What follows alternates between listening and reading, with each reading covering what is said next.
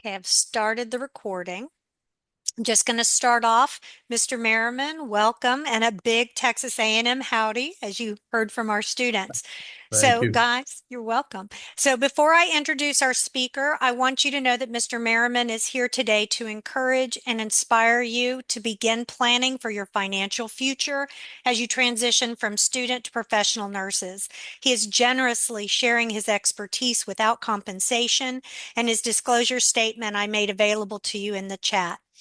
Financial well-being, guys, is an important part of professional success, personal resilience, and self-care. It aligns with both our Aggie core values of leadership and selfless service, but also with the nursing essentials and the Texas Board of Nursing's emphasis on wellness and professional development. It is my pleasure to introduce Paul Merriman. He is a nationally recognized authority on index investing, mutual funds, asset allocation, and retirement planning. After retiring from Merriman Wealth Management in 2012, he founded the Merriman Financial Education Foundation, which is a nonprofit dedicated to providing free, unbiased financial education and resources to investors of all ages. He is the author of multiple books, creator of How to Invest series, which is wonderful, and the host of the award-winning Sound Investing podcast, which I personally love.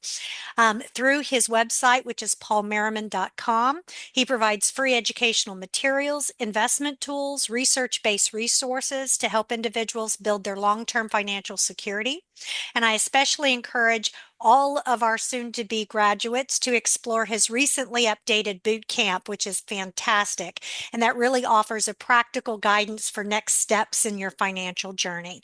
So please join me in welcoming Mr. Paul Merriman. And Paul, I thank you for being with us today. We are so honored to have you, and I am pleased to turn it over to you. Well, thank you. And by the way, I have in the past said thank you, Wendy. But today, after having read more about all the things that you've accomplished, I am now going to say thank you, Dr. Greenwood. I am thrilled to be here. And you know, anytime you ask, I'm coming back to help these young people get started in the right direction. And I mean that. This is a huge commitment to me in my life.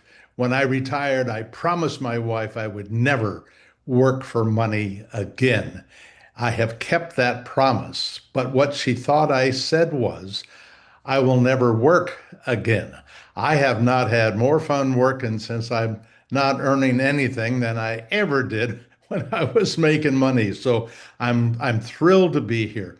I hope this few hours with you is in fact going to be a life-changing experience. And I want you to know that if you watch it once, it may take another time through before you're gonna get some of these ideas. But I assure you, if you will, with a question, email me, paul@paulmerriman.com, and in the subject line, just put Texas A&M, if you will.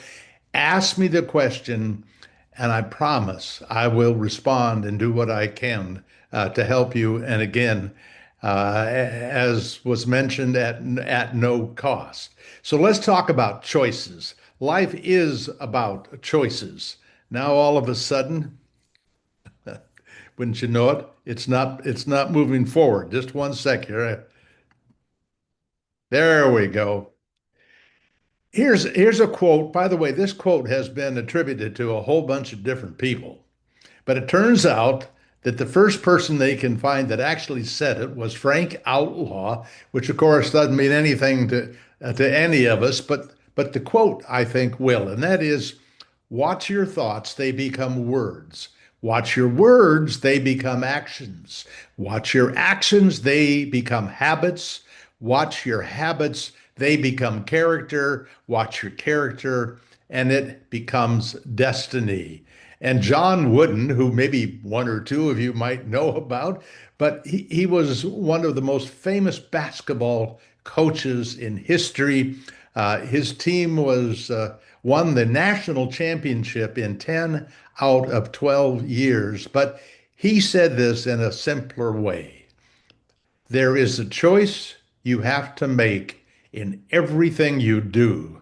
So keep in mind that in the end, the choice you make makes you. And I absolutely believe that both of these quotes are worth having in our personal collection of things to remind us that the habits that we develop, that the choices that we make, they are going to change your life. I guarantee it because I've seen it time and time again how one choice can literally take you from not having what you should have had to having more than enough. And I want to make sure you know about those choices. Now, I am here to talk about money. But there are other choices that you are all very expert at already. You made decisions about what education you were going to get. You made a decision about the career that you want to take on. You will, if you haven't already made some choices about family and friends and your commitment to good health. But I do know from everything that I've experienced, and I went into this industry about money 60 years ago, 60 years ago this year. So I've been studying money and the impact on people's lives for a long time.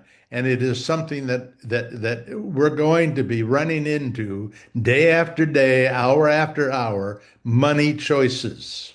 My career and what I've been doing not entirely, but for the large part of my career, is helping people make better money choices. I act today purely as a teacher.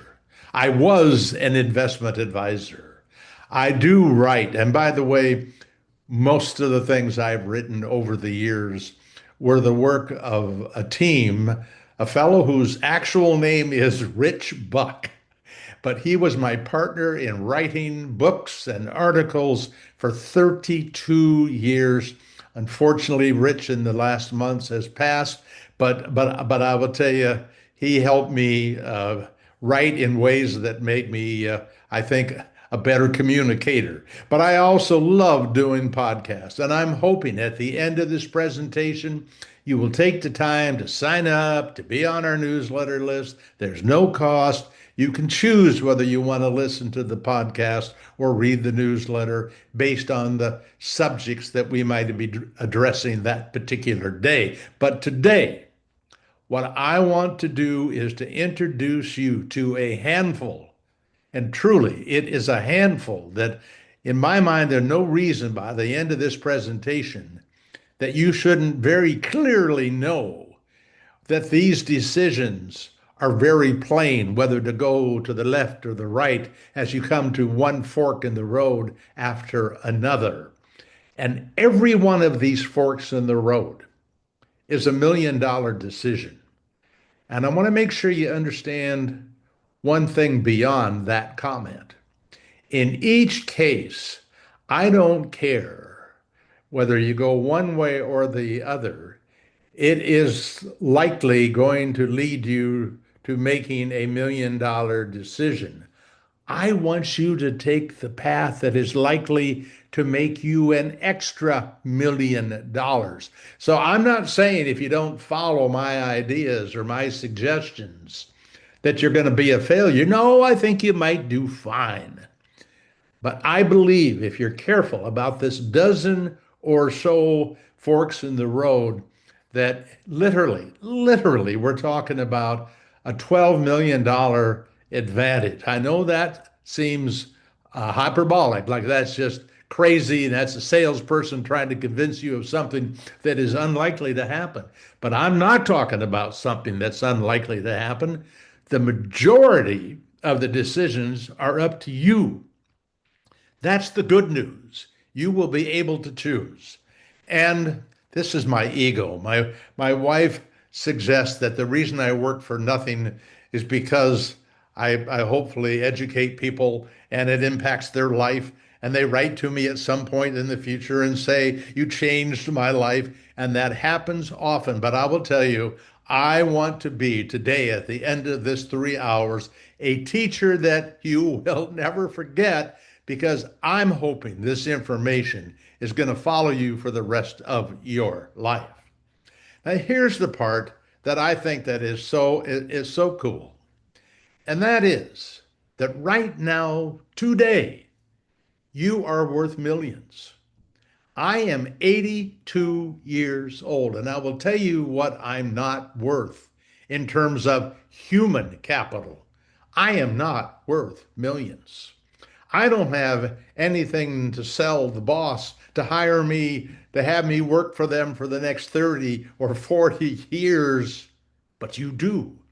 And what that is that you have, and it's not a small item, is you have all this knowledge and education and the skills that you've developed, the experience that you've gotten, and whatever healthy body and mind you can bring into that in that work environment that you end up in, and the habits that you will have developed and the creativity, all of these things are going to lead to you making a whole bunch of money.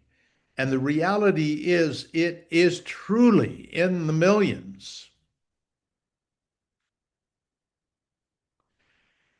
You start out, as I read it on the internet, and I realize if you're talking about Texas, it's going to be a slightly different number, and I'm sure that's a number you're all aware of. But I'm telling you that what I see on the internet is that graduating nurses, depending on where they live, can be worth 59 to $74,000 right out of the gate. Now, when I see that, it always makes me remember where I started. When I was your age and I was coming out of college, my first job, they paid me less than $5,000 a year. Now, by the way, if you inflation adjust that $5,000, it starts to look like $59,000 to $74,000 today. So one of the things that's going to happen that's going to make you, in essence, a lot of money is going to be just plain old-fashioned inflation. That you'll be doing the same thing as you did it the year before, but cost of living is going up and you will be paid more. But you got to remember when you're doing your long-term planning, you can't think that it's going to cost you 40 years from now when you retire, that it's going to cost you the same amount of money you're making today. It's going to cost you potentially 2 or 3 times that or more, depending on the kind of inflation that we have. So when I say that you're worth millions, part of it is because of all this, the starting salary, and then all of the things that you do that give you more money, shift differentials, overtime, becoming a specialist, becoming a nurse practitioner, moving up into management, plus the inflation, you are more than likely, I can't put the word guaranteed to it, but I can tell you from what I know, it's as likely as anything I know about the future that you will make something like $4 to $8 million over your lifetime of using your human capital. And you're just getting started because I think, like most of us, that you've learned enough to get started, but they are going to teach you along the way a whole lot more. And as you know, the more that you are worth. And let's not forget that the people who are paying you all of this are charging other people more. I mean, there's a process here that you're participating in where everybody is trying to be fairly paid. That's what we hope for, whether we are an employee, whether we are a principal, or whether we are a shareholder, whatever we are, everybody is looking for their piece of the pie. And what I see is your piece of the pie is going to be worth something like $4 to $8 million. And I want to make sure that you don't ever forget that out of that $4 to $8 million, you're going to save part of it to grow for the till the future, so that when we get to the point where your human capital isn't worth much like mine, that you will have the financial strength and capital to have that savings and and the outcome of that savings in the growth and the future that will pay for your financial future, not having to worry about the boss. So your mission, I think, as it is applied to today's conversation, your mission is to turn some portion of that human capital into financial capital and that leading to financial freedom. And by the way, at the end of this presentation, I'm going to give you a resource that I just think is terrific, an organization, everything is free, an organization that is focused on helping people who choose FI. And in fact, the website is Choose FI. Financial independence is what that I stands for.com, where they are helping people who specifically want to retire not at 65, not at 55, but want to retire at 40 or 45 or 50. And I think you will learn a lot from them. But from my viewpoint, I want to see you focused on saving it, on investing it, on protecting it. Protecting it is every bit as important as the saving it and investing it, because if you save it and you invest it and you lose it, you will have failed what I think is one of the easiest set of decisions to make that would allow you to properly protect it. And of course, this is really at the end of the day about enjoying it and sharing it, because I'll be showing you numbers, not just about what you'll have to spend from the money you save and invest, but that what you'll have to give to others, whether it's your children or your charities. When I pass on, and by the way, already my wife and I have given over $1 million to the Western Washington University for their financial literacy program to get all of the students at Western to graduate being financially fit in terms of their knowledge about financial literacy. But when we die, we leave even more. Now, where does that come from? It comes from having saved and invested. And by the way, and I mean this truly, the way that investment products are built today, they are 10 times as good for you as they were when I was your age and just getting started. We have never in the history of investing had investments that were as efficient, as tax efficient, as cost efficient, as broadly diversified to help protect it. Everything almost, in fact, to the point where you can literally get something free that you will not pay a commission to get into, nor will you pay any expenses theoretically for the rest of your life. For which, when I went into it, I had to pay an 8.5% right off the top commission to get into it. And then I had to pay 1% a year for the rest of my life if I wanted to stay the course in that investment. Not anymore. And the beneficiary to this change in where we are in history as to investing, it's huge for you. It means you should have more to spend. You should have more to lend to family and to leave to family. I'm going to show you pictures of just a couple, three old men, powerful, powerful old men in terms of giving people information about investing. And one of those is Warren Buffett. And he's one of the richest people in the world. And by the way, it took him till age 50 to accumulate what from then on he multiplied by 15 times. 150 times.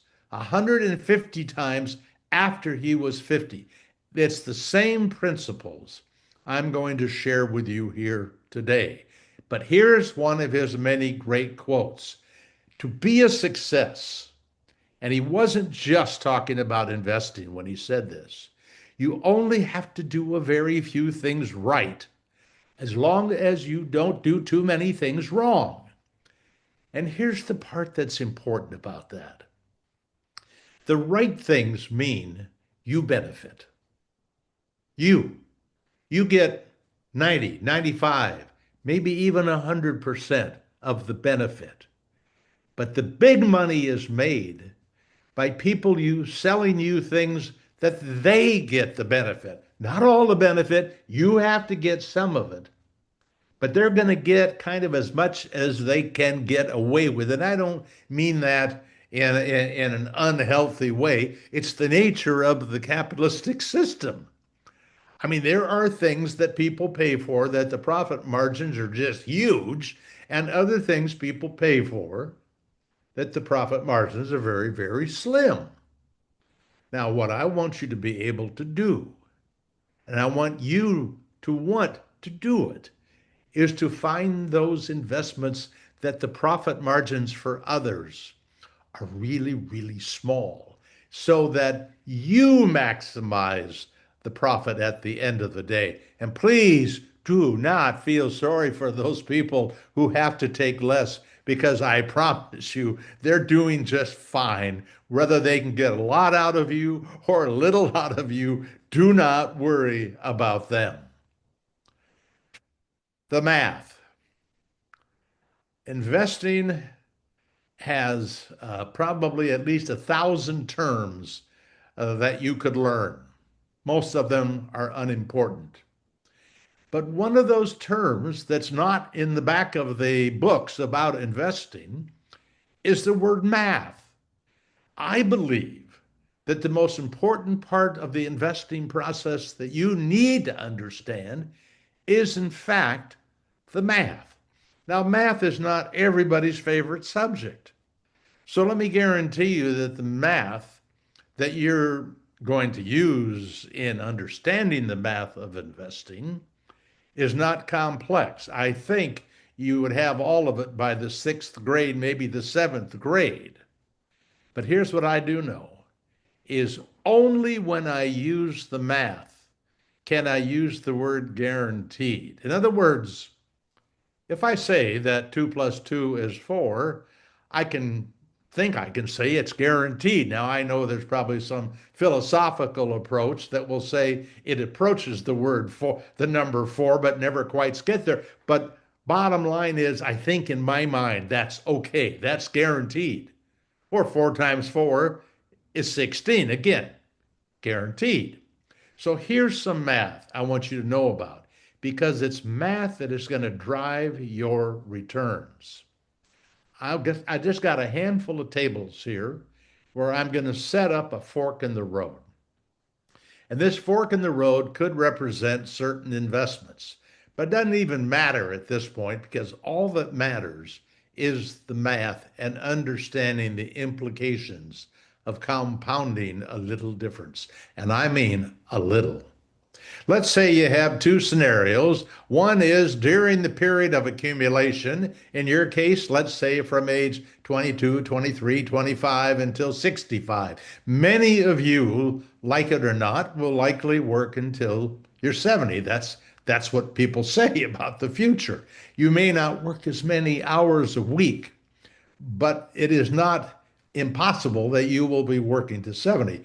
I did. In fact, I'm still working at 82 and loving every minute of it. I just have to take a nap during the day. In fact, I did take a nap before I started this presentation just to make sure I could make it through it. But the bottom line is that during this period of saving money and accumulating, you make 8%. Now, by the way, 8% piece of cake. That is like duck soup. I can't say guaranteed you can make 8%, but if you made 8%, and if you put away $6,000 a year, now I didn't just pull that number out of the air because if you're making $60,000 a year, if you could, if you could, then you should be saving $6,000, 10%.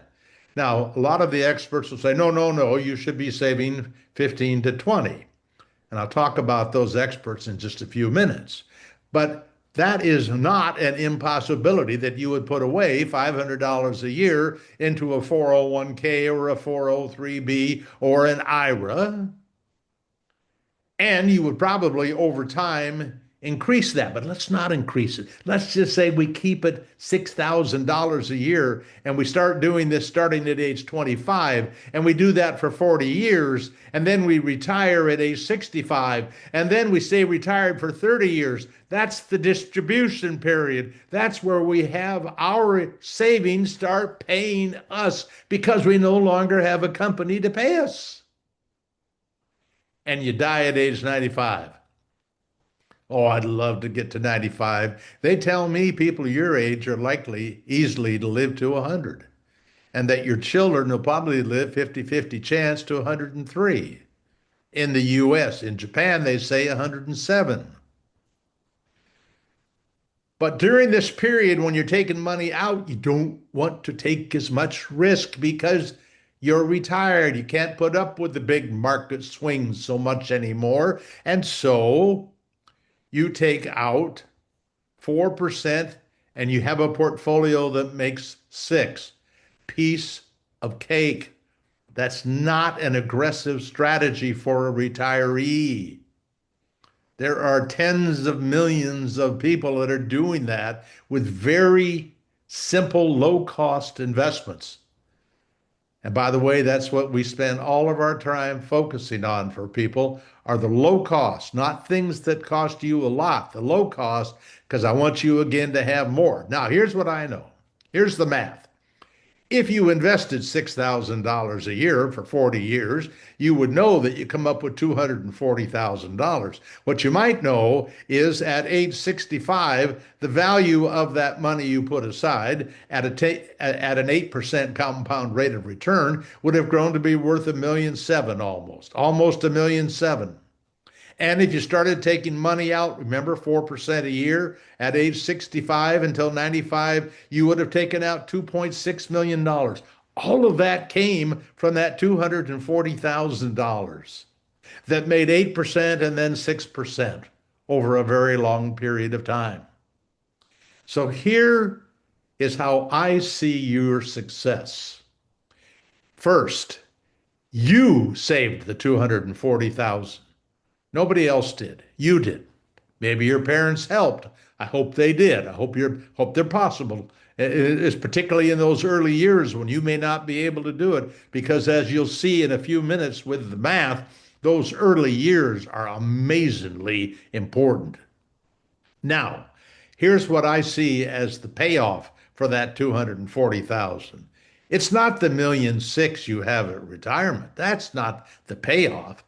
That is just the source from which you take out the 2.6 million and from which you leave 2.8 million to your heirs. The total of 2.8 plus 2.6 is about 5.5 million from your 240,000.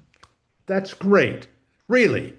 If you do that, that won't be the best, but it will be good. And if you could figure out how to make another 0.5% and compound at 8.5 instead of 8.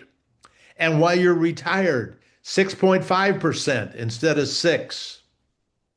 It won't surprise you to find out that you have a little more money when you're 65. You have 1.9 million instead of 1.7. It won't surprise you that you took out withdrawals of more than 2.6 and you took out 3.2. Yes, you were able to take out more because it was growing at a little bit more.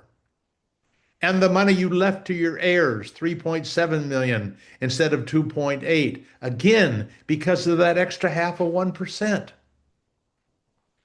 Now, if I told you there were at least 5, maybe even 10 ways to bend over and pick up an extra 0.5%, I think you should be interested and want to understand what those are. And the good news is every one of them is achievable. But look at your advantage. 6.9, let's call it 7 million versus 5.5. That's a $1.5 million difference on your investment of $240,000. All I'm thinking is, even if I could get half of that extra 1.5 million, That'd be nice to be able to do for yourself and for others. Look at table number two. I just want to change one thing here. Everything else is the same. The 6,000, the 25 years, the 4% distributions. But instead of 8 and 8.5, make it 8 and 9. Instead of 6 and 8.5 and 6.5, make it 7. So the difference is 1%. Now, I told you I'd tell you about 12 things. Let me tell you one I didn't mention. But when I was an investment advisor, people paid me 1% a year. So if they made 9, they made 8 approximately because they paid me 1. So the same thing with the 6 and the 7. They paid me 1. Now, if you didn't have to hire me, if you did this on your own, guess what? You get to keep that 1%. And the point of this particular table that's really important, it's a kind of small point. Remember before we made a 1.5 million when we put on an extra 0.5%? Notice this time we make an extra 3.5 million. Why don't we make an extra 3 million? Why don't we just double the 1.5 million that we extra money that we made? And that is because during that lifetime, 70 years, whatever number of years, you are in fact making little extra bits of money on extra bits of money on extra bits of money. That is called compounding. And that small amount of compounding gave you an extra $500,000 over this lifetime. Now, why am I talking about a lifetime? Why do I keep talking here about 40, 65, 35, putting all these years together for your lifetime in investing? And that's because that's exactly what you're going to do. And you're going to make decisions during that 40-year period, during that 30-year period, and you'll probably even have some things in your will about what you're going to have the money do after you're no longer here. You're going to be in charge of all of that. And here's something that's going to make more than a couple of you very hopeful because you really would rather not spend 3 hours with me here today. You'd rather have me give you the bottom line and just go about your business because this is not what you want to focus your life on. You want to focus your life on other things like family and friends and work. And so, what I'm going to tell you about before I'm done here today is one decision you can make right now that will literally last until the day you die. And everything I'm talking about here will be taken care of for you at almost no cost. So I hope you'll stick around for the 3 hours. Anyway, there's what you know about table two. Here's another math table. This one's all about you. And the difference is one thing. The same 9% and 7% we just looked at. But now, every year we're going to increase that 6,000 by 3%. So remember, the first year would be about $6,000. Well, the second year would be 6,180. You might be getting a raise, and you could do it that way because you got a raise. You might be getting rid of some of your school debt, and the reason you're able to do more is because you have this extra money. Or maybe something even easier yet, and that is the hospital, the clinic, wherever you're working, has a program that matches part of what you put in. It is not uncommon to have the company that you work for give you 3% of your income to go into that 401k plan. Now, normally, They make you put some money in. So you'd have to put some money in, but they'll match it up to 3%. So here's what we know about what we're looking at here is that when I show you that, and let me go back just 1 second. I want to remind you, scenario three, we ended up with about $9 million. Now, as we go into table three, scenario three still ends up with $9 million. But by adding that 3% and investing $452,408 instead of 240,000, so you got more money in there, but it's money either you or the company put in there. Now we are up to a payoff of $12.5 million almost. And some of you might even do something as outlandish as not only raise that 3% every year as you go along from your own money, but the company matches as well. So now you're really adding 6% a year. So when I talked about there being potentially millions, I wasn't kidding. And by the way, I'm talking about rates of return here that are not pushing the envelope at all. Because I'm going to push the envelope a little bit, and I don't mean a lot, a little bit.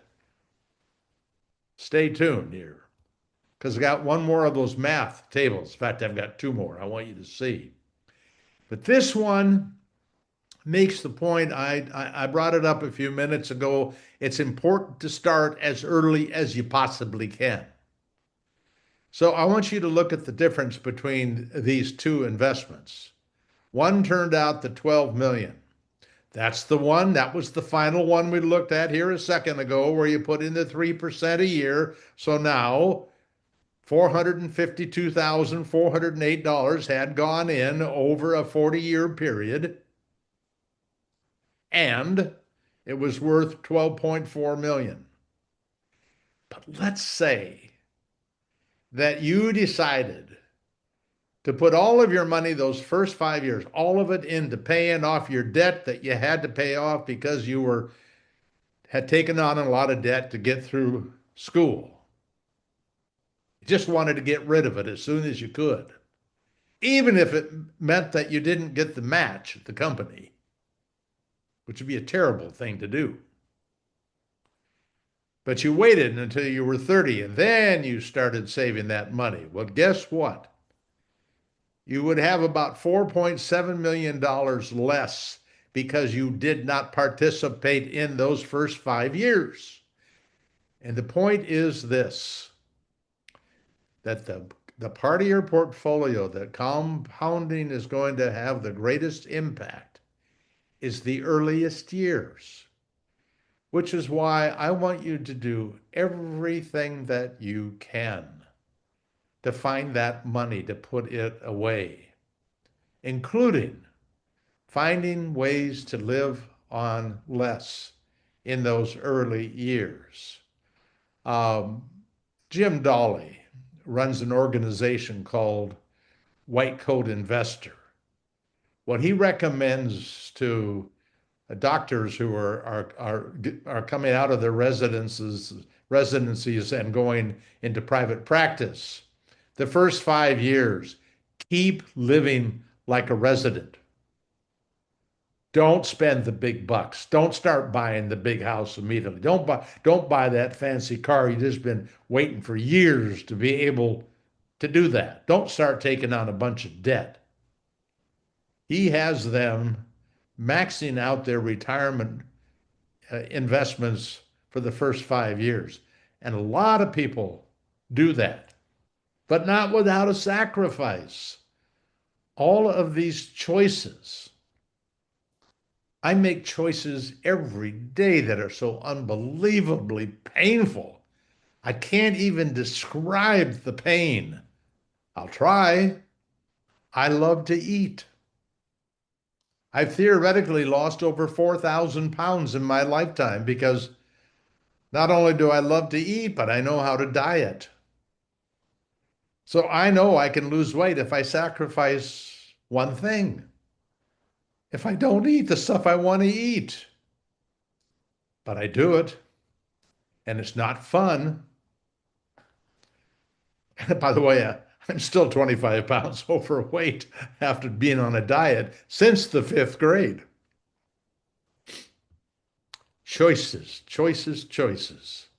Now, you might be asking, how little could I get away with and save enough for retirement?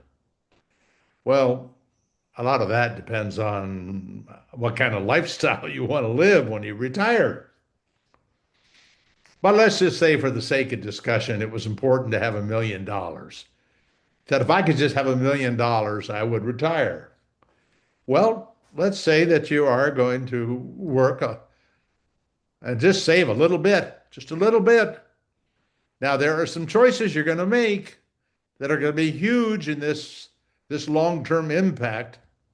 But here you go. Invest $100 a month for 45 years. Now, the reason I feel comfortable saying 45 years, say before I started at age 25, but now I'm saying at $100 a month, you might have even been able to do that while you were going to school because you were working. I don't know. But I do know this. If we look at the math, if you could get an 8% compound rate of return for the rest of your life on an investment, piece of cake, I believe, you would have almost $500,000. Whoops, I didn't get to a million at age 67. Okay? You would have had retirement distributions taking out 5% a year of about 1.1 million, continuing to own that same investment, but not putting any more money in. You would, at your death at age 97 on this one, after a total of 75 years, you would have left $1 million, from which your kids would be able for 10 years to take out over 600,000 and have another 1.4 million to take out in one lump sum at the end of the 10 years, for a total benefit of $3.1 million or more. From your total investment of $54,000 investment at 100. Well, I mean, here's what you could do. All right, if you're going to be conservative and try for 8%, put away 200 a month. Now you're going to be close to a million. And that would double the final number from 3.16 to 6.2 plus. But if you could get 10%, and again, I'm going to say piece of cake, not without risk, but one of the safest stock investments ever been established or offered. And they've been around, this investment has been around doing what it does. Exactly the same thing day after day since 1976. We know exactly how much money people have made. Not hypothetically, but it was more than 10%. In fact, it was 11.4. But let's just say it had been 10.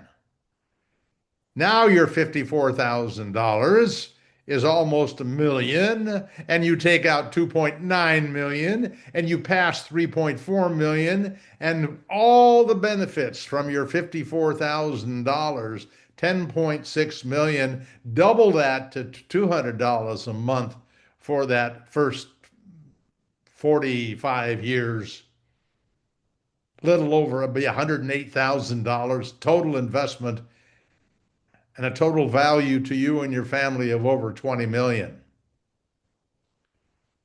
Now you're saying this seems impossible. It's not at all impossible.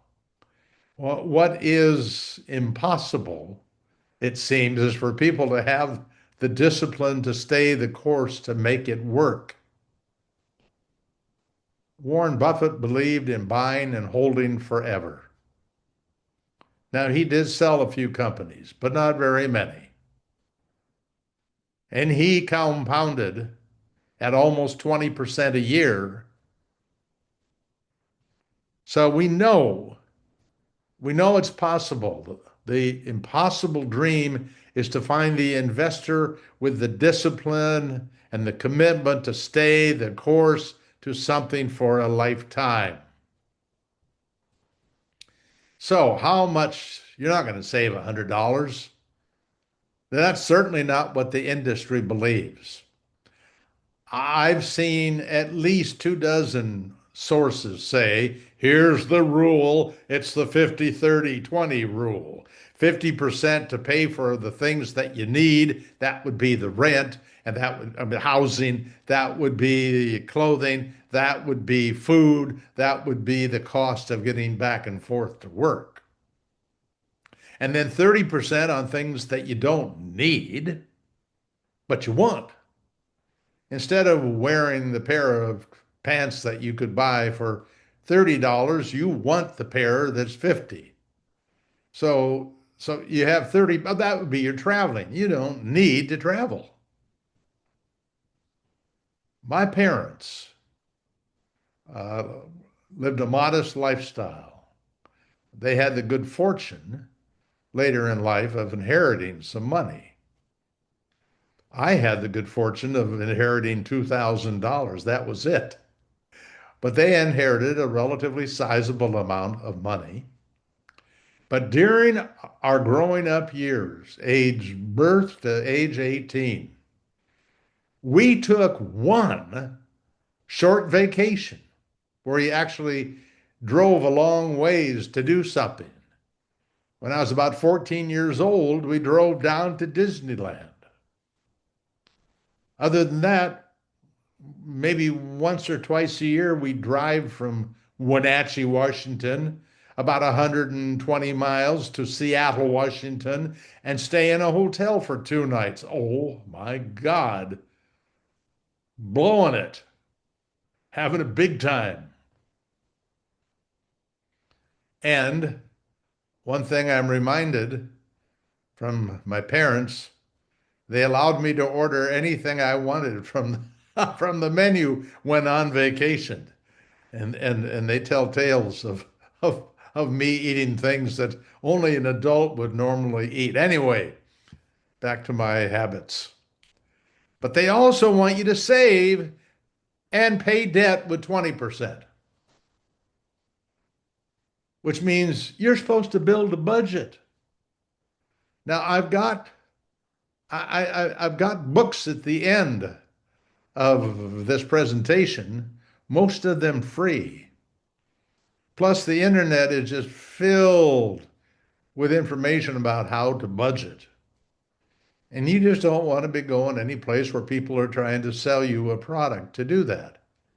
Now, there are a couple books I'm recommending that do cost a few bucks, but it really is only a few.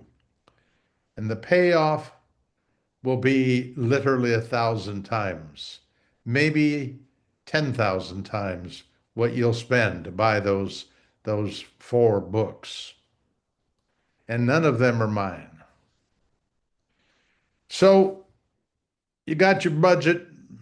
Now it's time to get to work and start putting that money to work. Here's another old guy, Mark Twain, Samuel Clemens.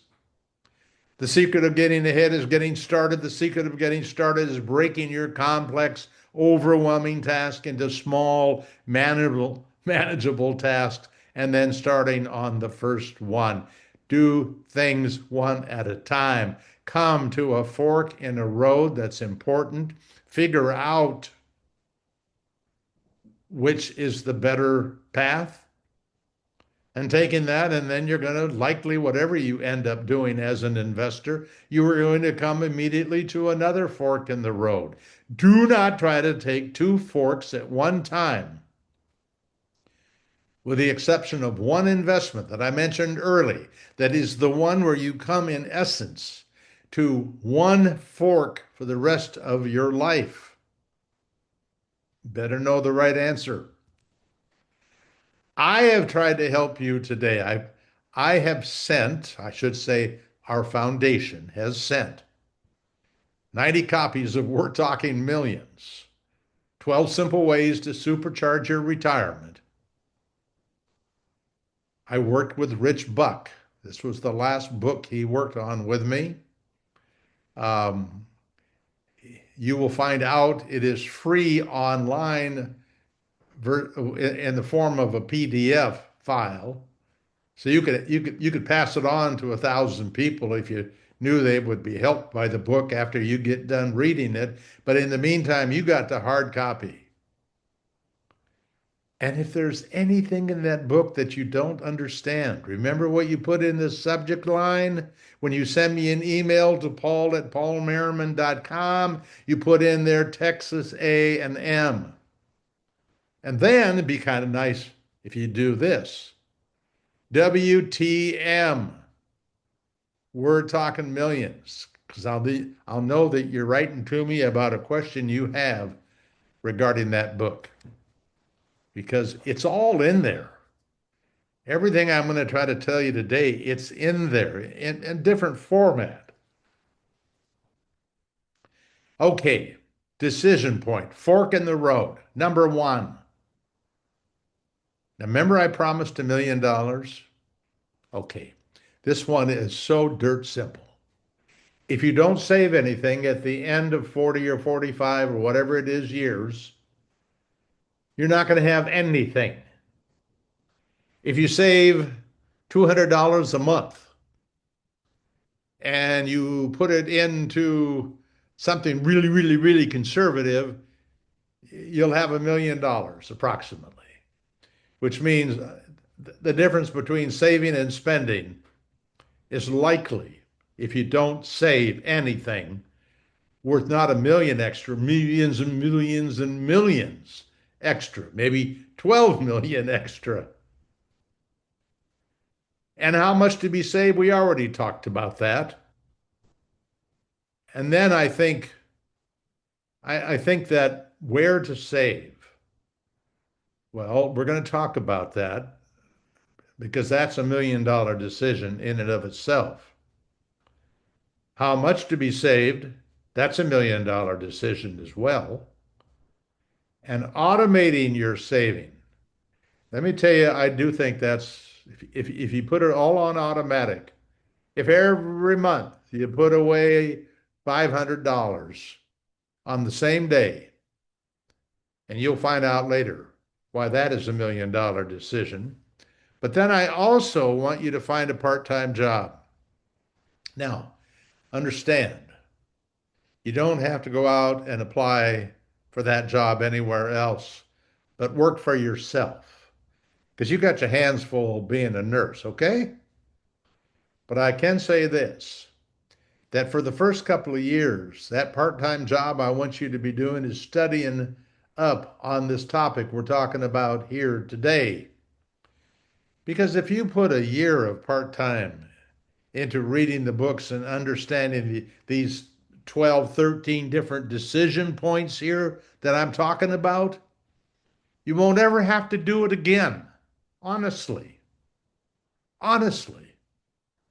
If you just put money in the S&P 500, that one investment that has compounded at 11.4% a year since 1976, if that's all you did, I'd want you to do it where the expenses are the lowest, but that would be a great decision. But I want you to study, and I want that to be your part-time job because the payoff, see, here's the thing. If you actually went out and worked for money, you'd be able to put that money in. Oh, I forgot to tell you that part of that time I want you not only reading about investing, but about saving money. Because it may be that if you read about it, you'll learn ways to save money that give you the money to invest that you didn't otherwise have.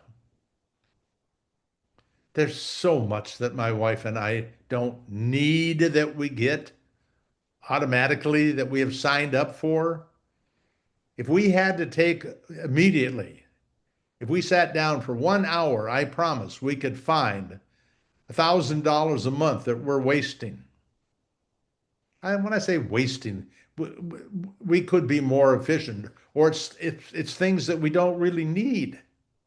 We just want them. We want them when we want them. We don't want to wait when we want them. Well, there's a price for that. Back to our friend Warren Buffett on the saving part. Do not save what is left over after spending. Think in terms of a month here. But about spending what's left over after saving.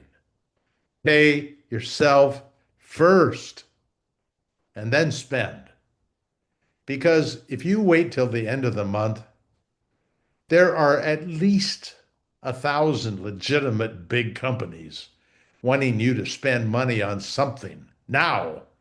Now, they don't care if you've got a bunch of debt and trying to pay off your MasterCard and you're trying to pay off your school debt, and some of your debt you're trying to pay off is costing you 20% a year or more in interest. They do not give a fig.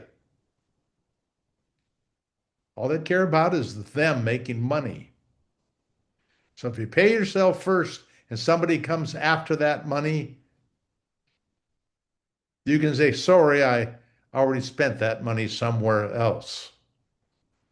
And by the way, my dear friend Paul Hayes, who's the director of our organization and the author of one of the free books that you'll be offered at the end of this presentation, he very wisely says we should think of saving as just another kind of spending because it really is for spending money later.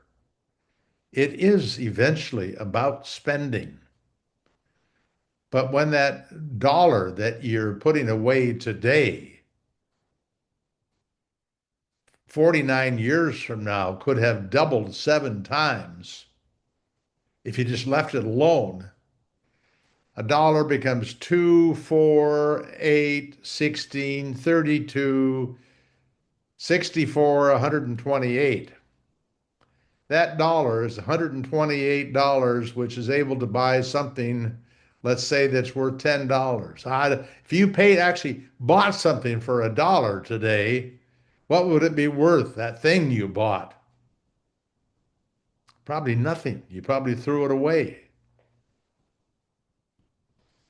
So save sooner. I already went through that before. I'm not going to do it again, but I am going to show you another example because I want you to be thinking when you have your first child, what could I do financially that would be a game changer for that child?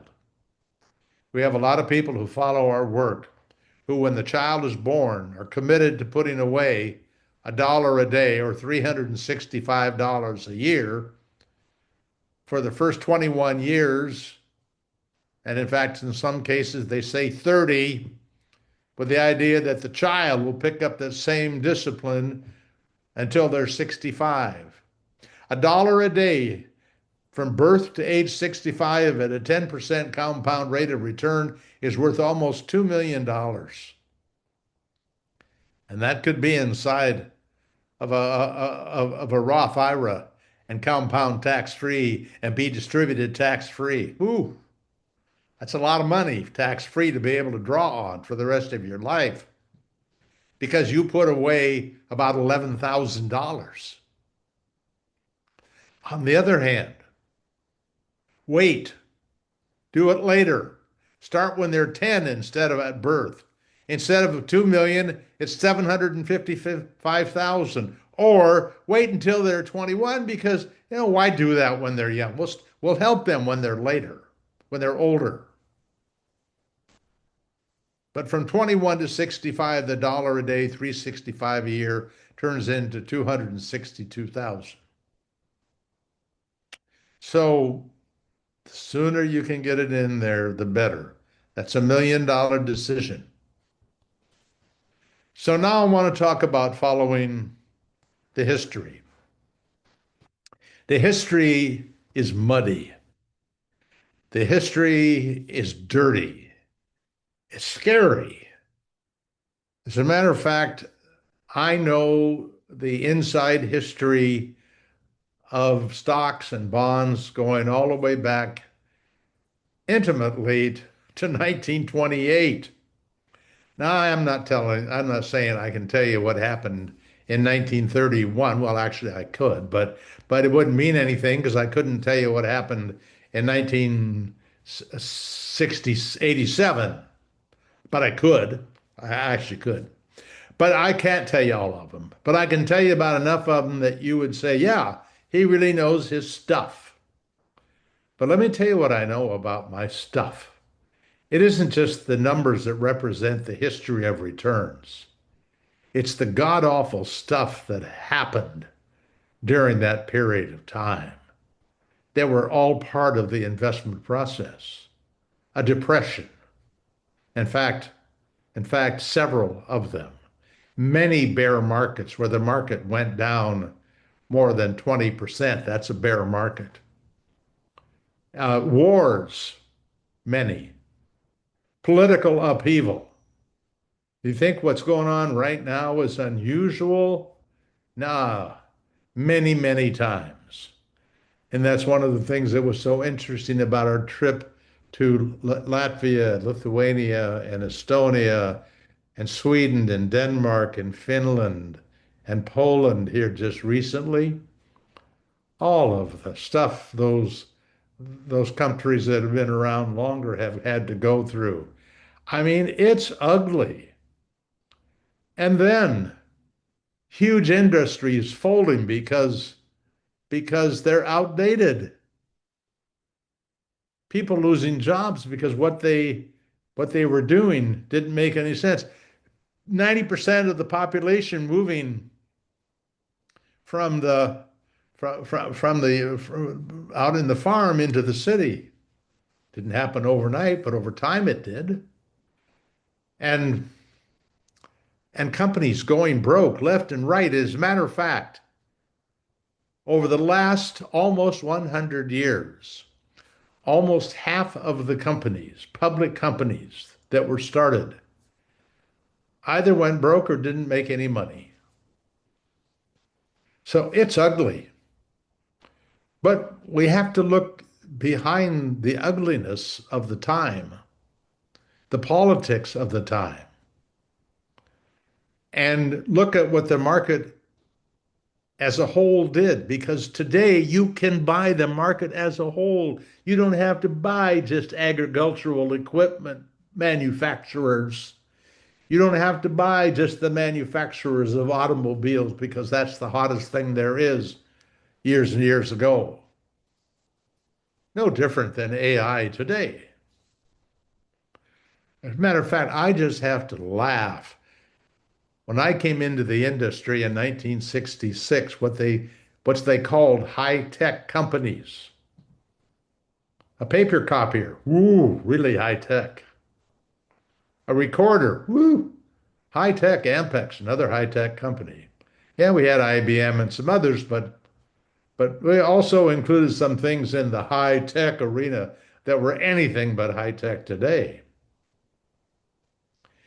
But we have a history of good and bad times with the market, of what people were actually willing to pay and what these stocks traded for because they were public stocks. And who went and dug all this information out? The academics. Wall Street, interestingly enough, paid for it, but the academics dug it out. Well, let me take you as we look at the history. I want to take you to decision number 3. If you were to picture a path here, a fork in the road, to the left and to the right, and at the end of that fork in the road, you pictured retirement and having enough money to retire. I want you to understand that down there at the bottom of that path, I should actually put a path on here that you could look at. But I'm telling you that one path is going to be very, very narrow and go for a very, very long period of time because that's the path that you put in money into bonds. You invested the money into bonds. Bonds are a loan. You loan money to the US government. You loan money to a corporation. You can also loan money to a bank, and it's for a CD. You're loaning them, and because you loan them, they raise their right hand and they say, I guarantee I will pay you back in a month, in 6 months, in 5 years. But the returns on bonds, because they are so unbelievably safe, is very, very low.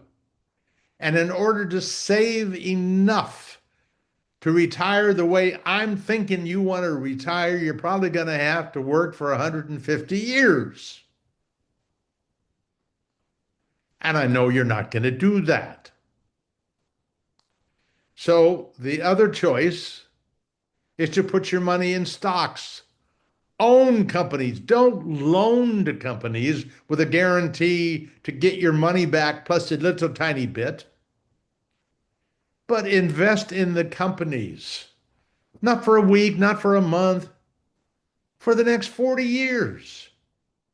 Would you be afraid to invest in Coca-Cola for 40 years? How about, I don't know, Safeway? How would you feel about Amazon or IBM? How would you feel about Enron? Whoops, they went broke. Yes, some do. Eastern Airlines went broke.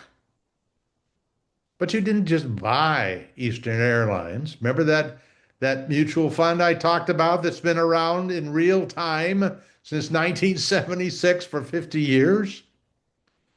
You could go take a look at the list of all 500 companies you would own right now. You would get up in the morning and you would know that people are coming to work for your companies. And you would know not only are there people who are by the hour, there are people who are salaried, the officers, then there are directors, and then there are shareholders who actually own the company, who at the end of the day get the profits. Now, some of those profits are paid out to the shareholders.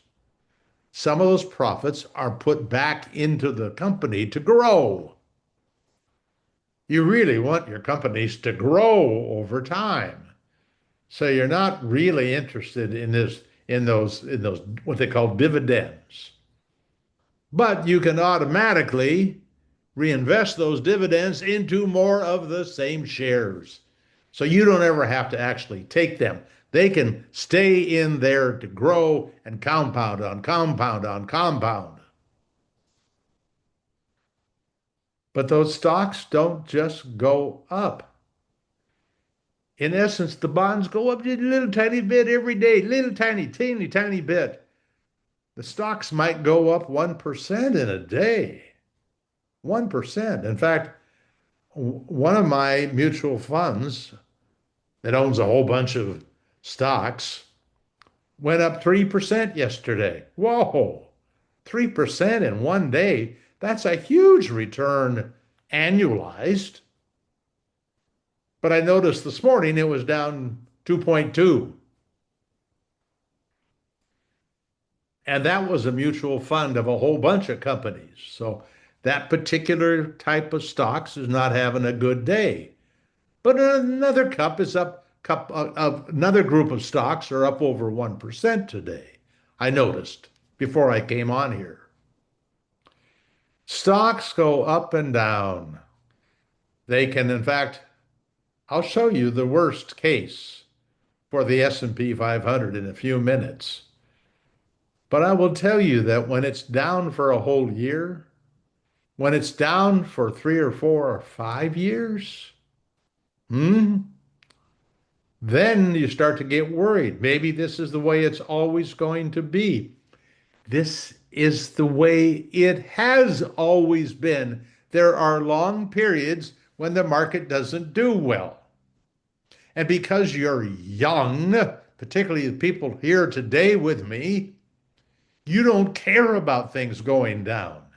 As a matter of fact, you're going to find out in a few minutes that things are going down, that's really good for you. It's not bad for you. So stocks are very high risk short term, but stocks are very low risk long term.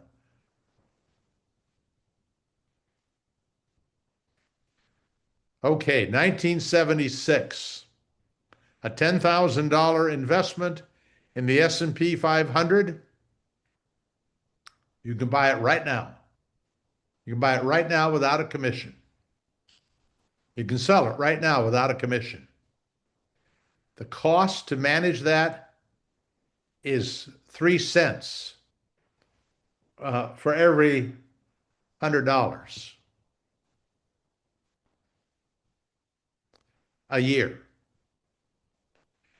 Over this period, look at that top line is going up, going up. Oh, then it starts going down. Then it starts going up, then down, and then up and up and up and down and down and up and down and down. And then by the end of the 50 years, the $10,000 investment, reinvesting all of the dividends, is worth almost $2.2 million for 10,000. So that means if you put 1,000 in there, that would be worth 1/10 or $220,000 almost for 1,000. For 1,000. But it never feels good when it's going down. But what business ever went just straight up? None. Sometimes they go sideways for a long time and then they go up at a very steep pace. But look at the bonds. Oh, ABNDX stands for a bond fund that's been around since before 1976. A $10,000 investment in the bond fund, $214,728 with all of the interest left in there. Now, if you needed $2 million to retire, that means you'd have to work for a long time to get the bond fund to be up to a value. As a matter of fact, you would theoretically, if it took that long to get to the next 10, then I guess it would be about 25 years more. Not likely you're going to do that. So here's a table that goes back to 1928.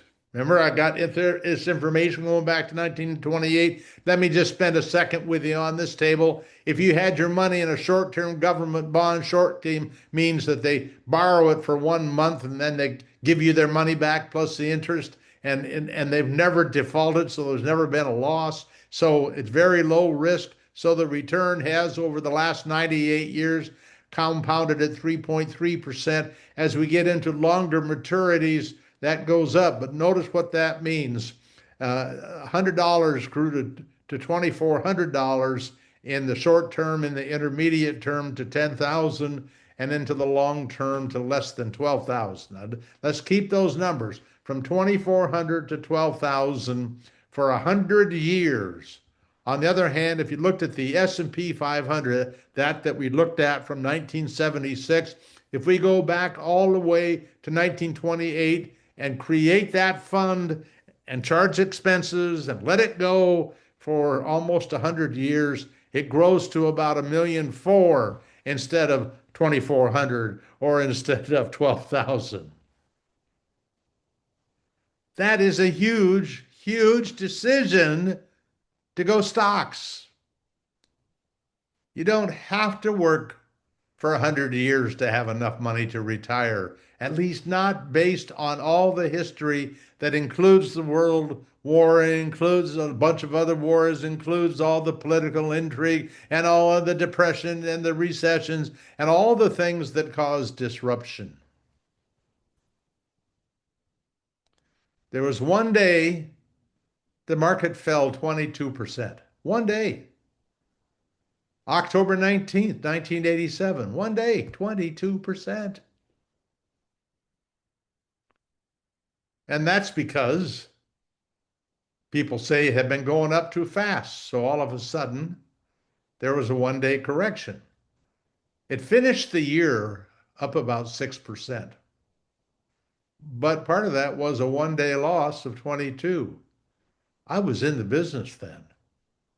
I know how people felt. They thought it was kind of the end of the world, the start of the next depression. People were afraid money market funds were going to go broke. People go crazy when they lose money. You cannot let them drive you crazy because if you do, you will bail out like everybody else. Now, because of the age you are, I thought it would be okay to talk to you about all the 40-year periods I know. There are 59 of them, starting in 1928. If I look at all of those 40-year periods, the average for the S&P 500 was 11. Average. The worst was 8.9. The best was 12.5. So, what could I say the likely return is for you if you put your money away for the next 40 years? Somewhere in between 12.5 and 8.9. Now you see there's some higher numbers over here to the right.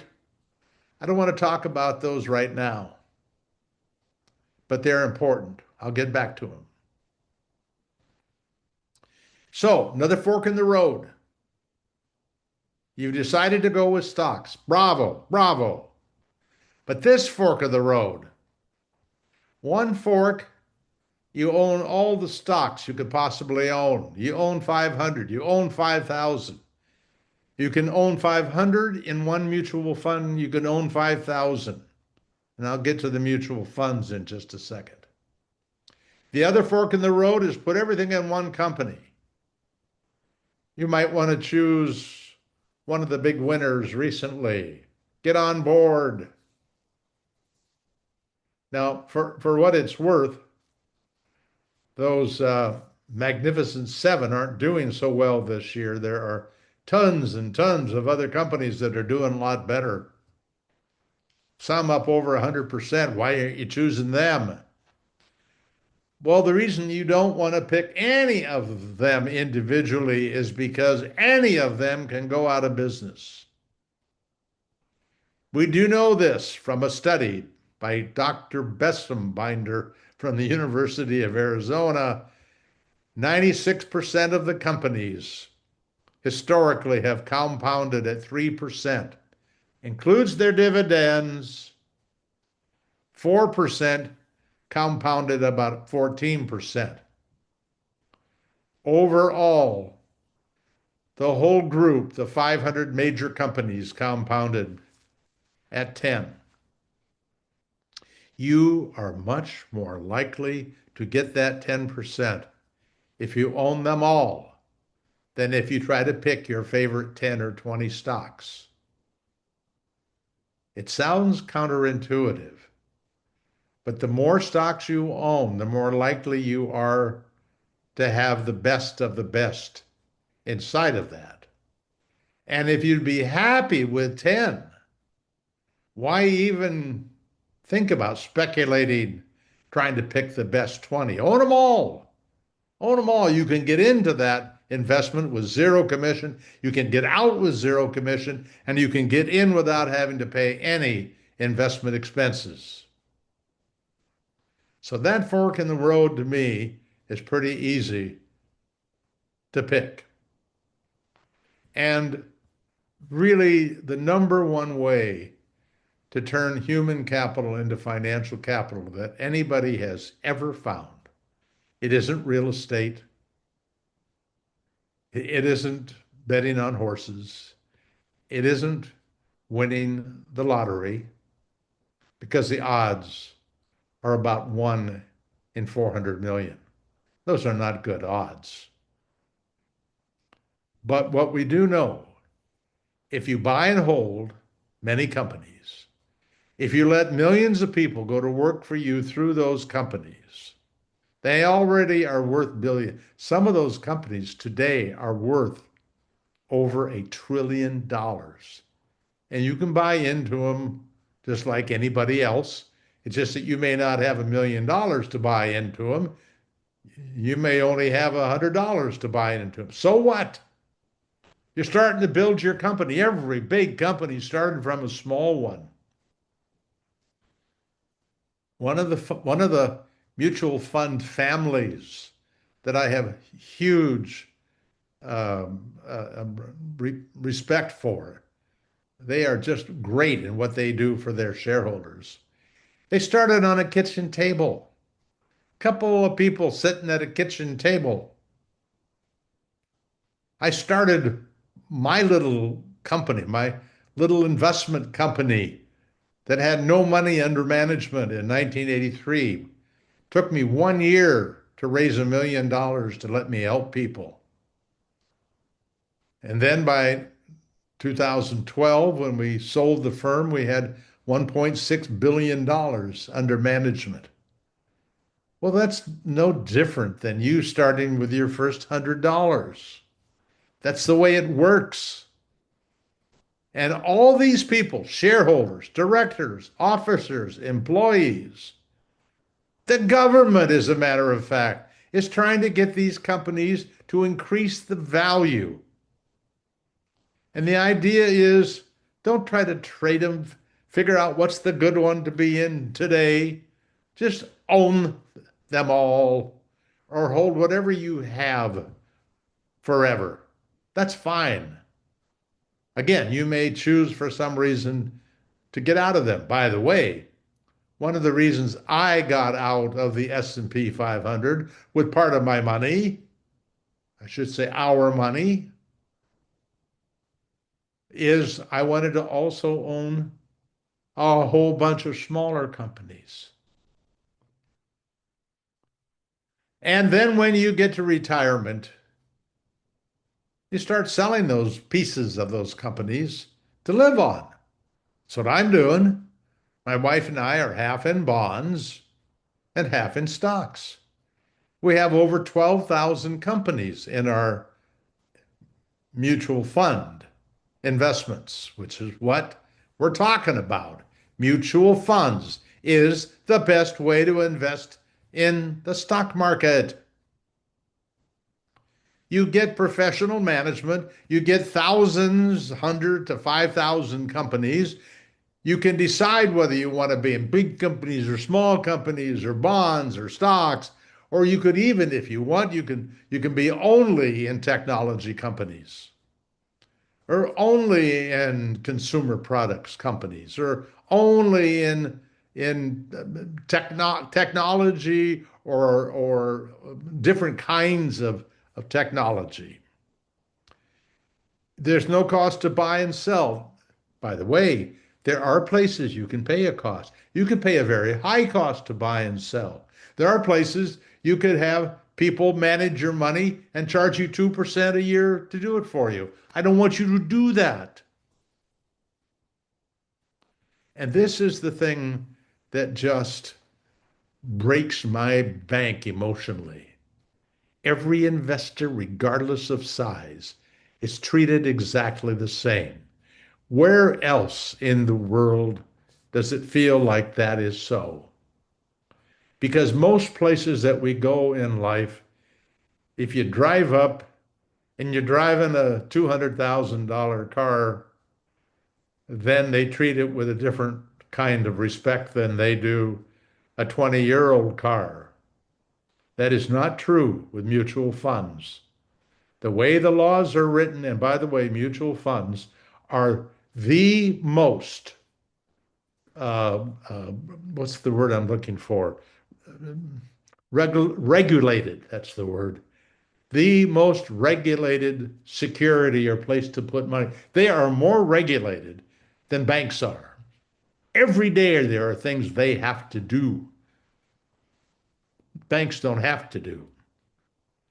But to be treated equal, big deal.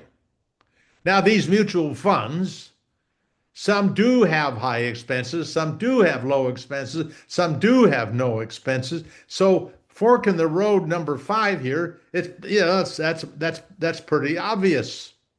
Put your money over here on the go the right lane where they charge you 1% a year, or you could go over here where they charge you 1/10 of 1% a year. Now, I don't want us to forget about that 1/2 of 1% and how that 1/2% by itself is $1 million decision. That's telling me that if I can get a fund that charges 1.03, I'm sorry, 0.03, and another one charges 0.80, that I've got more than 0.5% difference I'm going to make. And that 0.5% is guaranteed. Because if exactly the same fund, one is charging 0.8% and the other one is doing the same thing and charging 0.3%, and in some cases that is exactly the case. And John Bogle, a man who has passed away several years ago, who, because of his work, will make you likely millions more over your lifetime. He was the man who single-handedly in 1976 brought a mutual fund to the market that had almost no expense because it's what they call an index fund, and I'll talk about that in just a second. So the index fund has a very low expense. And one of his famous quotes, and he's full of them, fund performance comes and goes. Some years up and some years down. Costs go on forever. When you allow yourself to be sold something that charges more and you don't get something more for it, that's important. If somebody says, I will charge you 1%, and yeah, they'll charge you 0.5 of 1%, but I guarantee you I will make you 2% more a year, you got my money. How are you going to guarantee me that extra money? That's where we may part friends. But you want to find, under normal conditions, similar funds, similar kinds of management strategies go with the low expenses. Which leads to this number $6 million decision. It isn't just expenses. The way that most mutual funds are managed is called actively. The managers are trying to buy and sell the right company at the right time, to try to have the right combination of stocks to make more money than simply owning all the stocks in what would be called an index fund. So you can own all 500 S&P 500 companies, and you will get a certain rate of return historically. Or you could say to people, you know what? I got it up here. I've got experience. I got know-how. I want to tell you what I think I can do. Can't guarantee it, but I've been around for 30 years doing something. A lot of the time I beat the market. Not always, but a lot of the time I beat the market. And I think I can beat the market for you even after the extra money you'll have to pay me. And you can say, well, you go to my church and you've been an honest person, and I know you're working hard. You're a hardworking guy, no question. Everybody knows you go to the office at 4 in the morning. It's no question you're working hard at it. I'll trust you. You can do it. Or maybe it's somebody else that doesn't go to the same church. You don't know them. But what you do know is last year, the number one fund, or last 5 years, the number one fund in its category. Whoa, ho, ho. Now we're talking somebody who must be really smart. I want my money, even though I have to pay more, but look how much more it made. There is a mutual fund that was recently written about by Ben Carlson. I'll introduce you to Ben Carlson momentarily, well, in about 2 hours. But Ben Carlson did an article about a fund called ARK, ARKK. It was one of these mutual funds that happened to be at the right time, at the right place, and it was going like this and going like this. And then it kind of went straight up. It was up over 200%. The money just piled in. They went from having a couple of billion under management to having 300 billion under management. And then, after all of these people who were counting on that happening again got in, it collapsed and it went down to where it was only had $5 billion. And it was computed that the shareholders on that particular fund had personally lost about $7.5 million because they got in when it was high. So active management is really, really, really dangerous. Index funds are also going to go down when the market goes down. Everything goes down when the market goes down. But index funds have a reputation, a history of doing as well or better than almost all of the actively managed funds. But understand what you're giving up. When you're in an index fund, the fund is not trying to beat the market. It's trying to be the market. The active manager wants to beat the market. The index funds have more diversification. That's good. More companies in the portfolio, less risk. Index funds, because there's less buying and selling, have fewer expenses to manage. Index funds have less expenses on top of that to manage, the management expenses. There are different kinds of expenses, management and the trading costs.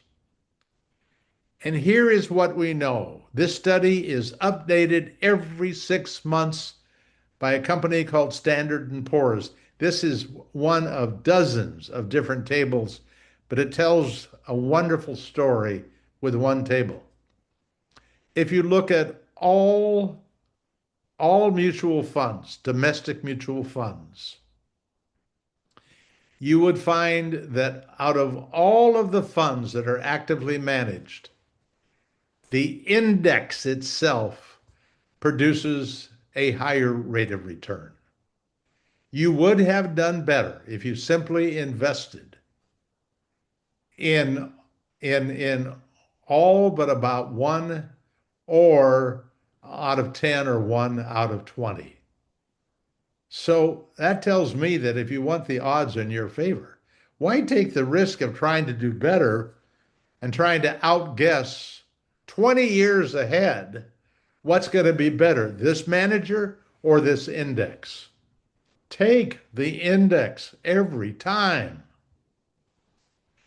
Now, I had told you earlier that I was going to come back, and I have not paid attention to the time at all. I guess I've got about another 20 minutes till you're going to shut me down for a break here. Here's what I see. I see there are many different kinds of equity asset classes that the academics have looked at. The red, that's the S&P 500. Now, we call that LCB, large cap blend. What does that mean? All of the companies that are in that portfolio are big companies. The average size is over $2 billion. They're really big companies. That's why it's such a conservative index. It is made up, it says blend. Blend of what? A blend of growth companies. Those are companies people love. They're companies that sell at higher prices in terms of the ratio of the price to earnings to the price of the stock. So if they're selling for $20 and they're making $1 per share, what they call the price earnings share is 20 to 1. That's high. Another one might be low and be 10 to 1. Another company might be earning $1 but selling for $10 instead of 20. That is typically what they call a value company. It's not a company that people are very excited about. It doesn't do things that are likely as exciting. For example, today you might find a value company is an oil company or in consumer goods or in things that are not high tech. Yes, go ahead. Was there a question? Okay. So then we have another asset class. Remember that large cap blend was 10.2. The 98-year compound rate of return of LCV, large cap value, no growth, only value, only large companies. It by itself is different because it doesn't have any of the really, really, really good companies that people are really, really excited about. It too is conservative, in fact, in some ways, even more conservative. But those companies have actually, as a group, have had a higher rate of return. And another higher rate of return has been experienced by companies that are what we call SCB, small cap blend. Some value, some growth, some really popular, some not so. But the size of the companies, instead of being $200 billion, might be $2 or $3 billion. So they are smaller companies. They are more risky. Now, remember how the bonds made less than the stocks? Huge difference. That's because stocks are more risky. The small make more than large historically because the small are more risky. And the SCV, small cap value group, they make even more. It's the gold ring of asset classes, 13.1, because there's none of the exciting growth companies, only those that are kind of out of favor. Again, their size will be around two, three, four, even $5 billion. Much, much smaller. But they go up and down together at different times. And this is the thing that makes it so fascinating. And as we go through number 7, before I show you a table that I just think is the most powerful table I've ever seen in terms of lessons, I want to say that adding some small cap to the portfolio is a way to add another million. That would be my $1 million way number 7. The other $1 million way is to add some value, some small value and some large only value. If you added some of those smaller and more value oriented companies, it turns out that the long term return goes up. But I want you to see something here. I want to, again, remember, large cap blend, S&P 500, 500 companies, very, very big, half growth, half value, large cap value, not growth, all value, but very large, small cap blend, combination of growth and value, very small, small cap value, very small, but only value. And then we're going to add one more thing. We're going to combine those 4 different kinds of companies and create a portfolio by combining 25% each. With that in mind, and by the way, please do not panic at the, at the sight of all these numbers. these numbers are not as meaningful as the colors. The colors you can see. Remember, red is the S&P 500. This first set of boxes on the far left, upper right up here, that is what happened in the year 1928. The S&P 500 made 43.6%. Small cap blend made 42.8. Well, about the same. Let's drop down to small cap value. It only made 32%. Large cap value, it only made 24.6. So the range of returns were from 24 to about 43. If you had a 25% in those, each of those, you would have had a 35.8% compound rate of return. Now, knowing that, as you look at this page, you can see there really is no particular pattern. I think you might say that the S&P 500 does seem to spend a lot of time at the bottom. On the other hand, it also spends a lot of time on the top. And I see that SCV, the blue, electric blue, spends a lot of time at the top, but then it also spends a lot of time at the bottom. Look down here recently, a lot of time at the bottom. The only thing that really seems to be something you can count on is the four funds in combo, having a little bit of all four.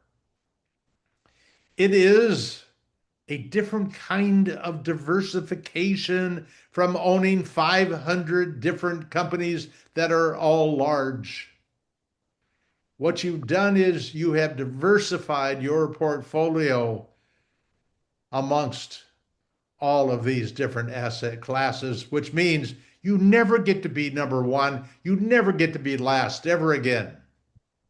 You're going to be somewhere in the middle. Now, I want to take you to an actual 10-year period, 1988. Mr. Merriman, can we Yes, pause there for the break? perfect. That is That way, because absolutely I think perfect. that's a good place, and then they can come back and drill down a little bit. All Thank right, you. so everybody, go ahead and let's see, it is, let's call it 3:15. Can you come back in 10? So come back at 3:25. We'd greatly appreciate that. Give everybody a chance to get some water and do a bio break. All right, see you in a few. Good. Sure, that never happens again. Correct. Okay, we are recording again and we are Good. going to resume. Look, let me make a point about this particular chart, these quilt, what they call a quilt chart. It seems like a lot to handle. And I'm sorry to do it in such quick fare here. I should spend more time, but I hope you'll come back and revisit this. You did not learn how to give shots with the first shot or draw blood. I'm sure that it took time to be perfect on these things. And boy, could my mother give a shot. But I want to tell you a few things about this here. And this is the reason I want to boil down and look at it more carefully than looking at the whole thing. A lot of people will tell their kids, look, we're going to give you some money. We want you to use this money to invest because you're going to learn things about investing. So as you grow older, you will do this more productively. But we really think it's important that you learn on your own. What's wrong with that is that first-time investor has nothing typically to look at than what their experience is. So if you started in 1988 here, you would learn what happened in 88 and 89 and what would it teach you? As a matter of fact, even if you waited around for 10 years to see what happened, what would you know about the next 10 years or the next 30 years? As a matter of fact, in this period of time, value was really strong. The S&P 500, the growth is there a little bit in small cap blend in 91 and 92, but most of the bottom stuff is growth, large and small. Now, in the next 10 years, from 98 to 2007, not only is the S&P 500, which up until this point, until 1999, was always said to be the place that you could count on no matter what for the long term. And then look at here, 2000 down 9, 2001 down 12, 2002 down 22. 3 years in a row. As a matter of fact, 7 years in a row, it's the worst in terms of what kind of return you would have gotten. So what do you make of this now? Is the S&P 500 someplace you should never be again? Well, it might look like it in the next 10 years, or lately, look at the S&P 500 is almost always at the top. And so I don't know how long would it take us to conclude that we don't know what we're talking about, that these are equity asset classes that for some reason perform differently in different kinds of markets. I noticed today that high tech got hit really hard, but real estate investment trusts, a very, very conservative, up 1%. I think Tesla is down 4% today. Well, that's the way the market is. And I don't have one piece of evidence that I could help tell you how to do it in a way that would be any better than to mix them up. Now, by the way, if you decided you only wanted to own one fund and you wanted to own this kind of a mutual fund, an index fund, I would tell you put it in the S&P 500. I know from the next table that the S&P 500 compounded at 10.2%. I know small cap value was 13.1.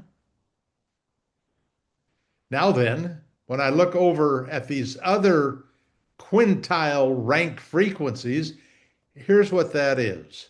How many times was it in the top 20%? To how many times was it in the bottom 20%, the fifth quintile? Well, look at the S&P 500 down here at the bottom. 39 times it was the worst performing equity asset class. It is supposed to be the worst because it's the highest quality. Remember, the higher the quality, the lower the expected return in the long term. But it was in the top 30% a lot of the time, or the top 20%, 29 times. On the other hand, small cap value was in the top 37% of the time and the bottom 27% of the time. So nothing lived up to it's the best or it's the worst all the time. They're all over the place. What I do know is the four fund strategy was in the middle three 100% of the time. And nothing really comes close to it in that regard. The volatility that you'll experience, the feeling like you're in the right club. I mean, it feels so safe when whatever you have is doing well lately. But that is not a true, that it shouldn't make you feel safe because we can't expect to be anything all the time. But I do know this.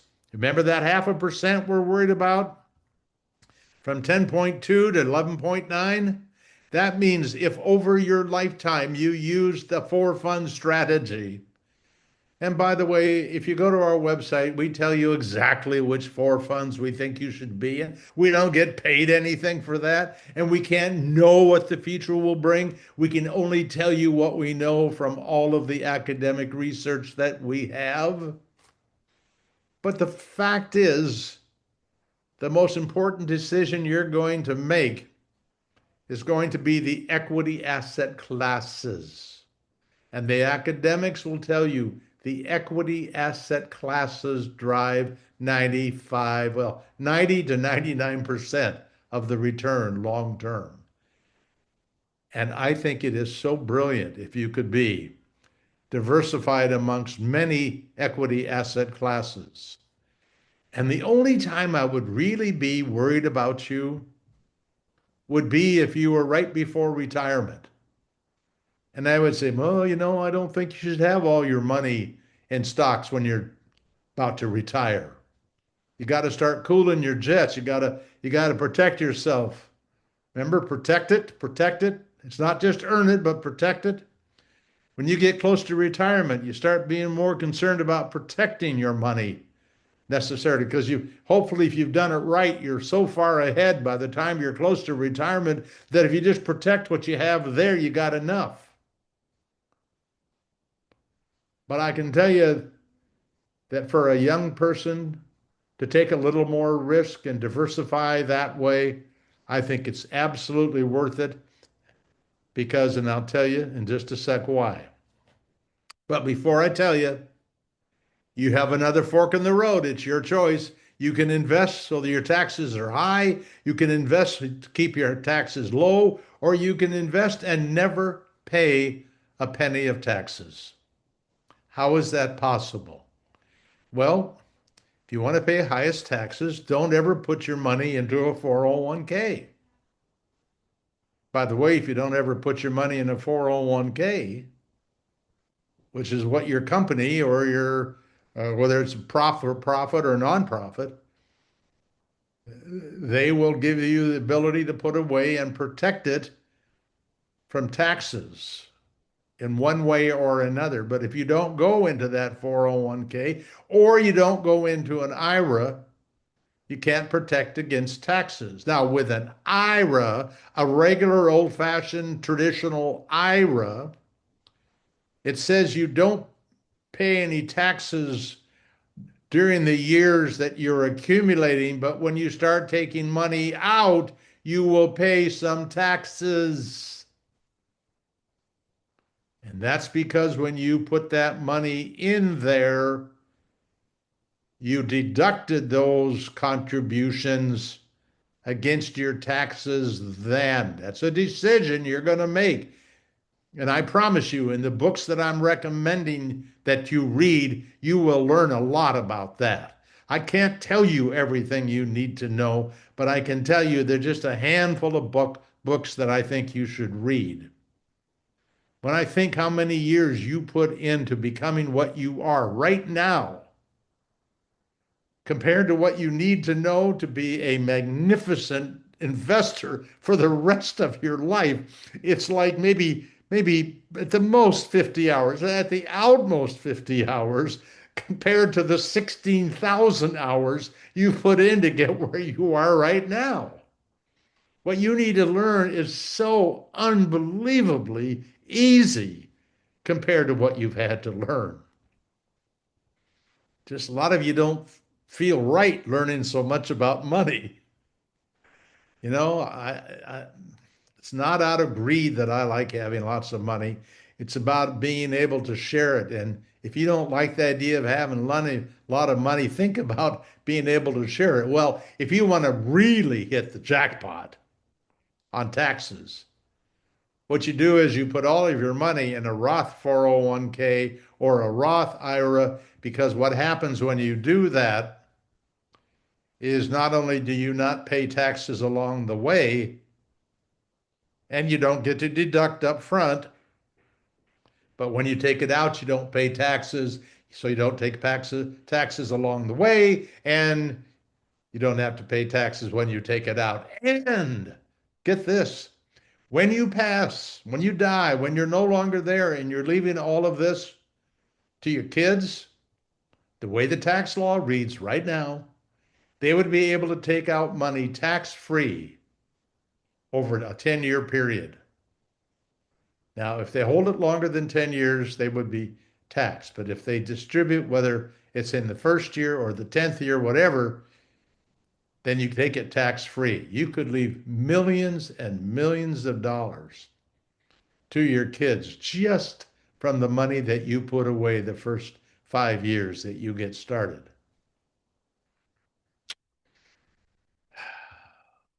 Market timing, your decision, fork in the road. You can spend your life trying to figure out when to be in and be out, or you can just put money away and stand back and wait to participate in the growth of all of those companies, knowing that they may all fail because the company or the country or the whole friggin' globe fails. We don't know. But if the future looks anything like the past, the most productive, the least emotional, the most dependable is simply to put the money in an all equity portfolio and later, you don't want to be in bonds at your age, but later you want to go to some bonds. If you don't know when to do that, I'll help you in just a second. But I've been around this business since 1966. I started investing in 1963. People who know try to be in and out of the market at the right time, maybe one out of 100 will do it productively. It's just like all these people who are learning to trade the market. I promise you, almost the only people who make money trading the market are the people who teach people how to trade the market. And all of the studies show that almost everybody loses money or makes less than they would have made on a regular old-fashioned buy and hold basis. The people who sell the lessons for 1,000 or two or $3,000, they're never going to tell you that truth. Or maybe you're just one of those people that thinks you're special and you deserve to win the lottery. Most people who try market timing do it using what I call the ICSIA strategy. I can't stand it anymore. And they bail out because the emotional pressure is too great. That is a terrible way to invest. Now, I talked earlier about number 11, dollar cost averaging. I didn't call it that. But remember, I said the best thing that could happen to you is if you got into a great investment, but the first years that you were in it, it didn't do very well. It doesn't matter that you do well in the early years. What matters is you get money in. Because when you put money in on a dollar cost average, and let's just pretend you're putting that $100 a month in. When you put that $100 a month in and whatever you're buying is selling for $10 a share, it means that you get 10 shares the first month. But if in the second month the value goes down to $5 a share, it means you get 20 shares. Well, someday, if this is a mutual fund of the S&P 500, it's going to be growing. At least we have 100 years plus of evidence that that would be so, even after the Depression. As a matter of fact, if you dollar cost averaged into the market from 1929 to 1938, at the end of the first 10 years, you were up by about 16%. So you didn't come out a loser. You came out a winner because you were buying lots of shares of companies that turned around and did just fine after the Depression. So with the dollar cost averaging, it forces you to buy more shares when the market is down and to buy fewer shares when the market is up. And that's okay because that's really what you want is a discipline that forces you to buy more when things are out of favor. And this does it automatically. And if by chance the market just goes up for the rest of your life, well, then you would have been smarter to put everything in the first month of each year when you could. And by the way, that is what I actually recommend to people doing an IRA where you can't put it in like a 401k. You can put money in on a monthly basis. But an IRA you can put in the first of the year. I'm not going to teach you everything there is to know about IRAs, but I promise you, there's nothing complex. High school kids do it. I left the best for last, and that is a decision to use target date funds. There is no better investment. Now, having said that, I'm going to suggest you take one baby step. Okay, before this segment is over, I'm going to be suggesting a baby step that you could take that would have a huge impact on you. But I want to promise everybody it is a baby step, but that most of your money could be in a target date fund. This is by far the most important investment on the market today for people who are saving for retirement. Over half of the money that goes into 401ks today, half of that money is going into target date funds. But everything I've said up to now applies to target date funds. It is a combination of the three greatest investment products that I know. Mutual funds started in 1924. Index funds started in 1976. So broad diversification, focus on indexes, all under one umbrella. What the target date fund did that is so unbelievably important to those of you who just want somebody that you can trust taking care of it. This fund, the target date fund, takes it a step further. See, the mutual fund takes care of the management, the diversification, all of those good things, everything, all of those good things that started in 1924 are still there cooking. And here is actually the first fund that started. It's still there. And a $10,000 investment would be worth over $90 million today. Just leave it there starting in July of 1924. There are amazing, amazing resources today. This is Morningstar I'm using here. What I can get as terms of information to compare today, and you can too for free. It's a free service, morningstar.com. Anyway, and then of course, I already talked about index funds.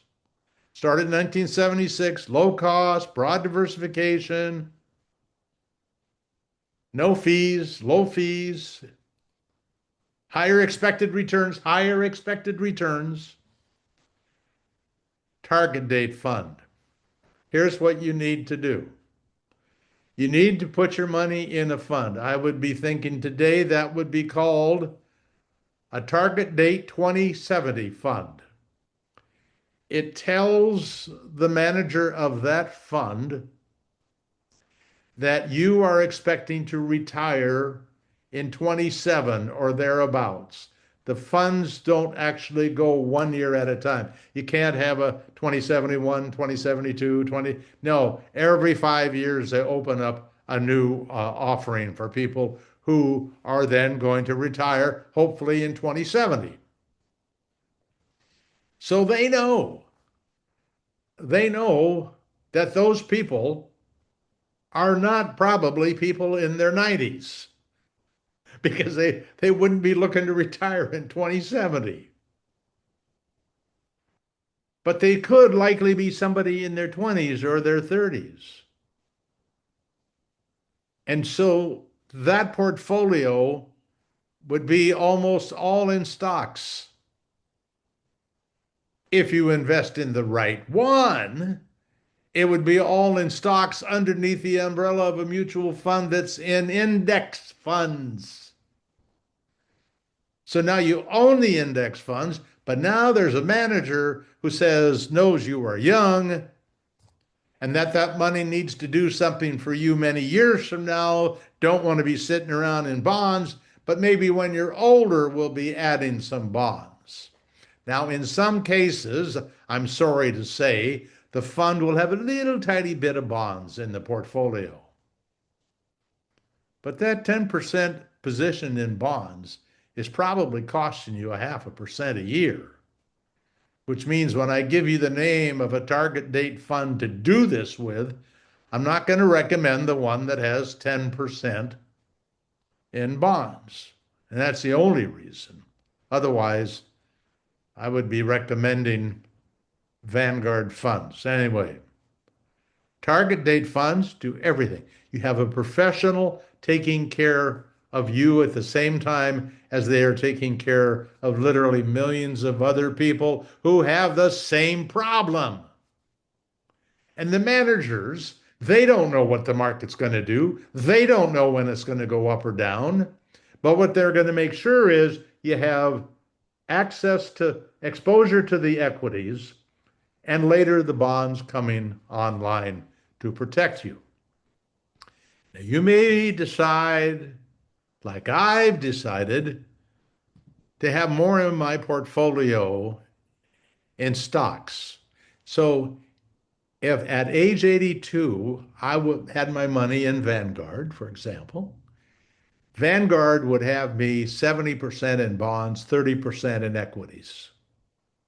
My wife and I are 50-50, 50 stocks, 50 bonds. Because I'm not investing all that money just for us to live on. It's for family members. It's for charities that we care about. In fact, when I die, all of my IRA goes to Western Washington University to help educate those kids to know what to do with their IRAs. Seems like a good thing to do with an IRA. And this is, in a way, not so different than what you would have gotten had your money gone into a pension. Because the pension managers have the same problem. When a young person goes to work, they know that a certain amount of money needs to be in the portfolio to invest a lot in equities. And for the people who are in retirement, who are living off of that pension, they know they have to have a lot of money in bonds. They know to do that for pensions. They also know how to do that for a target date fund. But they're not all equal. Here's an example. Here's a Vanguard fund. This part right down here that you see that's orange, that's somebody 50 years away from retirement until they are 25 years away from retirement. And during that period of time, if you put your money in there, you're going to have 10% of your money in bonds. And then at age 40, until moving forward here, it's going to gradually move until at age about 75, you're going to be 30% or 40. Let's say at age 75, you're about 30% in stocks and 70% in bonds. Now, if you went into another fund, you would have all your money in the early years in stocks instead of just some of it. And when you get to be older, they have, instead of 70% in equities, they have instead of 30% in equities, they have 40. So I like that one better for you. And here's something that, I mean, if anything can warm the cockles of my heart, it is this study. And by the way, I just want you to know, I've talked to Wendy about this at the break and about Darrell Ball's work. We have over 200 tables and charts and graphs to try to help educate people. And I think looking at studies is way better than reading stories. I know that stories sell, but I don't know how to grade the story. I don't know how much truth there is in the story. When I see this study by Wharton School, and I know that they looked at 1.2 million 401k plans at Vanguard. And I think the Vanguard family of funds is one of the finest in the industry.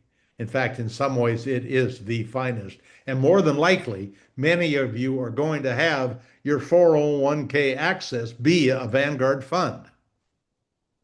They're so big. I think $7 trillion under management. They looked at 1.2 million. Some of these people they looked at, all 401k plans, had all of their money in target date funds. Ooh, that's important because we can see how they acted. Because how they acted was it didn't do anything. They just left them in the funds and let the managers do the work. The other portion of the folks, and I can't say it was exactly 50-50, but there were a lot of people who didn't have any target date funds. Well, why wouldn't you have a target date fund? Because I know better.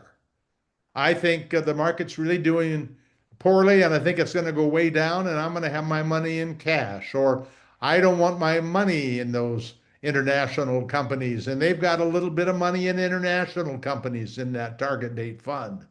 I believe only in the US. I could go on and on for why people, or by the way, well, I just put the money in there and I never did anything with it. And I felt safe that it was in a money market fund. After all, I didn't know what else to do. And here's the killer outcome of that study. The people who used target date funds only had a 2.3% a year higher expected rate of return. Why?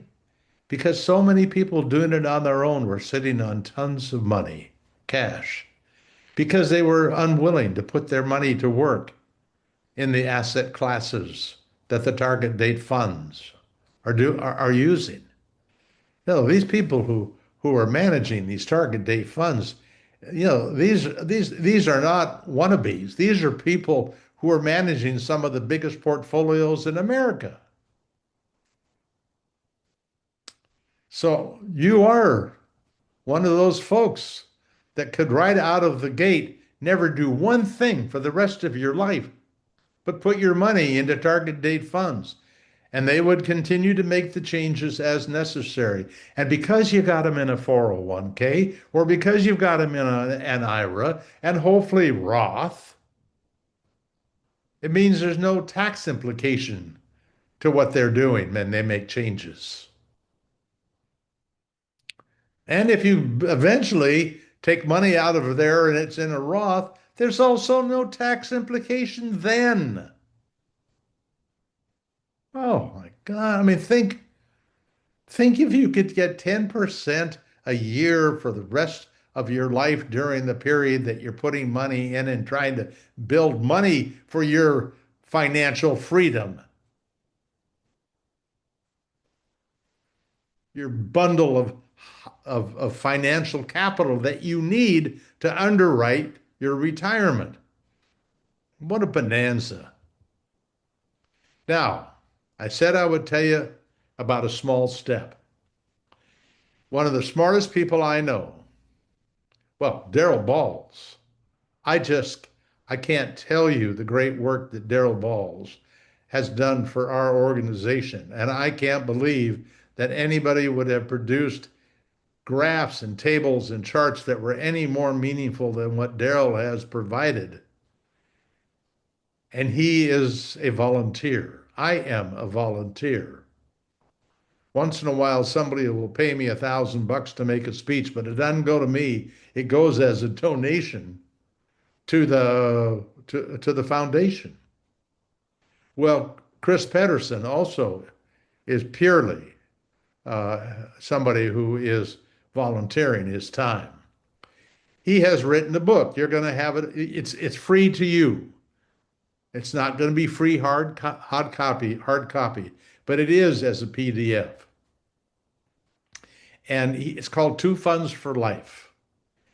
And in Two Funds for Life, and also there is, notice here it says boot camp number 9. 2025 update. Actually, that should say 2026 update because we want you to see the latest one. It is done this year, but it tracks through the end of 2025. But it talks about adding one other fund to your target date fund. It could be 10%, it could be 20%, it could be 30%. Now, there are reasons in terms of risk that if I look at the 30% small cap value, remember small cap value, the gold ring? If you would just put 30% in small cap value and 70% in the target date fund, if that's what you save for the rest of your life, I think you will easily add another 1%. So if you would have been sitting pretty on the target date fund, which by the way is built to make about 9% a year over your lifetime, um, that if you added 1% a year to that, you would have not only a very low risk investment, but you'd have one of the finest returns. You would probably be in the top 2% of investors who did what you have done in terms of the amount of money that you put in, because you're still going to be in control of how much money you put in. Now, some quick points, steps for you to take after you graduate. You're going to get more of this in the books. One of the books is really, really good in this regard. It is one of those books for dummies, financial planning for 20s and 30-year-olds. Terrific, terrific book. Mike Piper's book, another terrific book about investing made easy. I think that's the title. A CPA who writes it in, I'm way more complex than Mike is, and you will learn things I didn't teach because he does it in a way that is so effective. Anyway, I want you obviously to start investing, even if it's only 1% or 2% of what you make. I want you to get into the habit of doing that. I want you to take advantage of your company match. That I think is really, really important. I want you to get a plan to pay off your student debt. Now, I don't know who you're going to go to look for help, but I will tell you that if you learn how to use AI and you ask for guidance on how to best pay off your student debt, and then you're going to see a list here pretty soon of what I call the truth tellers. And I would want you, if you're going to ask AI for help, make that help based on the work of, for example, William Bernstein, Rob Berger, let's see, Ben Carlson. I mean, these are all people who I have put my stamp of approval on. I'm not allowed to say I guarantee anything. I know them personally. I know their work. And virtually most everything they do for you can be free. Jim Dolly's another one in there. White coat investor. Some of you are going to end up, I'm sure, at some point in your career checking into white coat investor. Tons of free information. But make AI go to Jim and Bill and Mike and these people, to me, if you wish, and look for recommendations. You're going to need an emergency fund, I think, at some point. And remember 50, 30, 20, that 20% is used to pay off debt and to start saving for the future. Make that part of your budget. And you can, SoFi, Relay, and Empower both have free budgeting tools that are quite good. If you're going to get started in an IRA, I want to recommend Fidelity over Vanguard, even though there are other cases I recommend Vanguard over Fidelity. A couple things I like about Fidelity for people getting started. No minimum, no fees to open, no commissions to pay. And when you invest in ETFs, you're going to read about them. They're just a kind of mutual funds. They are what I'm going to be recommending you put your money into. When you invest in those ETFs, they allow you to invest in a way that is more efficient than you can at Vanguard. It allows you to buy exactly the number of shares rather than almost the number of shares. It's a nit, but it's a nit to make sure you're getting taken care of properly. And the steps to open, I mean, they're simple. They do this for millions and millions of people opening accounts. I know for people at 82, sometimes we get stymied by having to fill out forms, but you're going to be great at this. You're not going to need the help us old folks need. And then you link to a bank or you send a check or you're going to do the right thing to get the money flowing. I want to make it as automated as you possibly can. Now, to start, if you wanted just to put your money in a zero, a total market is like the S&P 500. No fee. This particular fund has no fee to buy or sell it, and no expense to even manage it. Not even the 3/100ths of 1% that you would pay at Vanguard. And then if you're going to do something with a small cap value, AVUV is the fund that I would recommend. And you can get that at Fidelity, you can get that at Vanguard, you can get that at Schwab. But at Fidelity, you would get the marginal shares and do the partial shares. I meant to say, then for the target date fund, I would recommend ITDJ. That's their 2070, no minimum investment. You'll get a 100% equity position, a very low cost. I think that the cost is around 8 tenths of, let's see, 0.81 hundredths. It's very low cost, not quite as low as Vanguard, but all of the money in equities all of the time should make a difference. Boot camp. You want to learn more from me? 10 different pages devoted to 10 different decisions, many of them the same decisions we just went through, but a lot more information in every case. And so if you really want to dig deeper into our work, go to boot camp. It's all free. Now, I think I'm okay for time. Yes. Um, I left this for last because in this part of the boot camp series, this is about what it's going to be like when you start investing. I want you to get the feel. I want you to get the rhythm because you have no idea what kind of market you're going to run into. And I don't want you to care because all you're starting to do is to build the foundation. Most of the money that you're going to have 10 years from now is going to be from what you put in. You're going to see that in just a second. But I want you to be ready for what you're going to live through. And this is one of the many tables that you can access. And we have this for a whole bunch of different strategies. This strategy happens to be the S&P 500 only. This is not target date fund. S&P 500 only. And we're assuming you started to invest in 1970.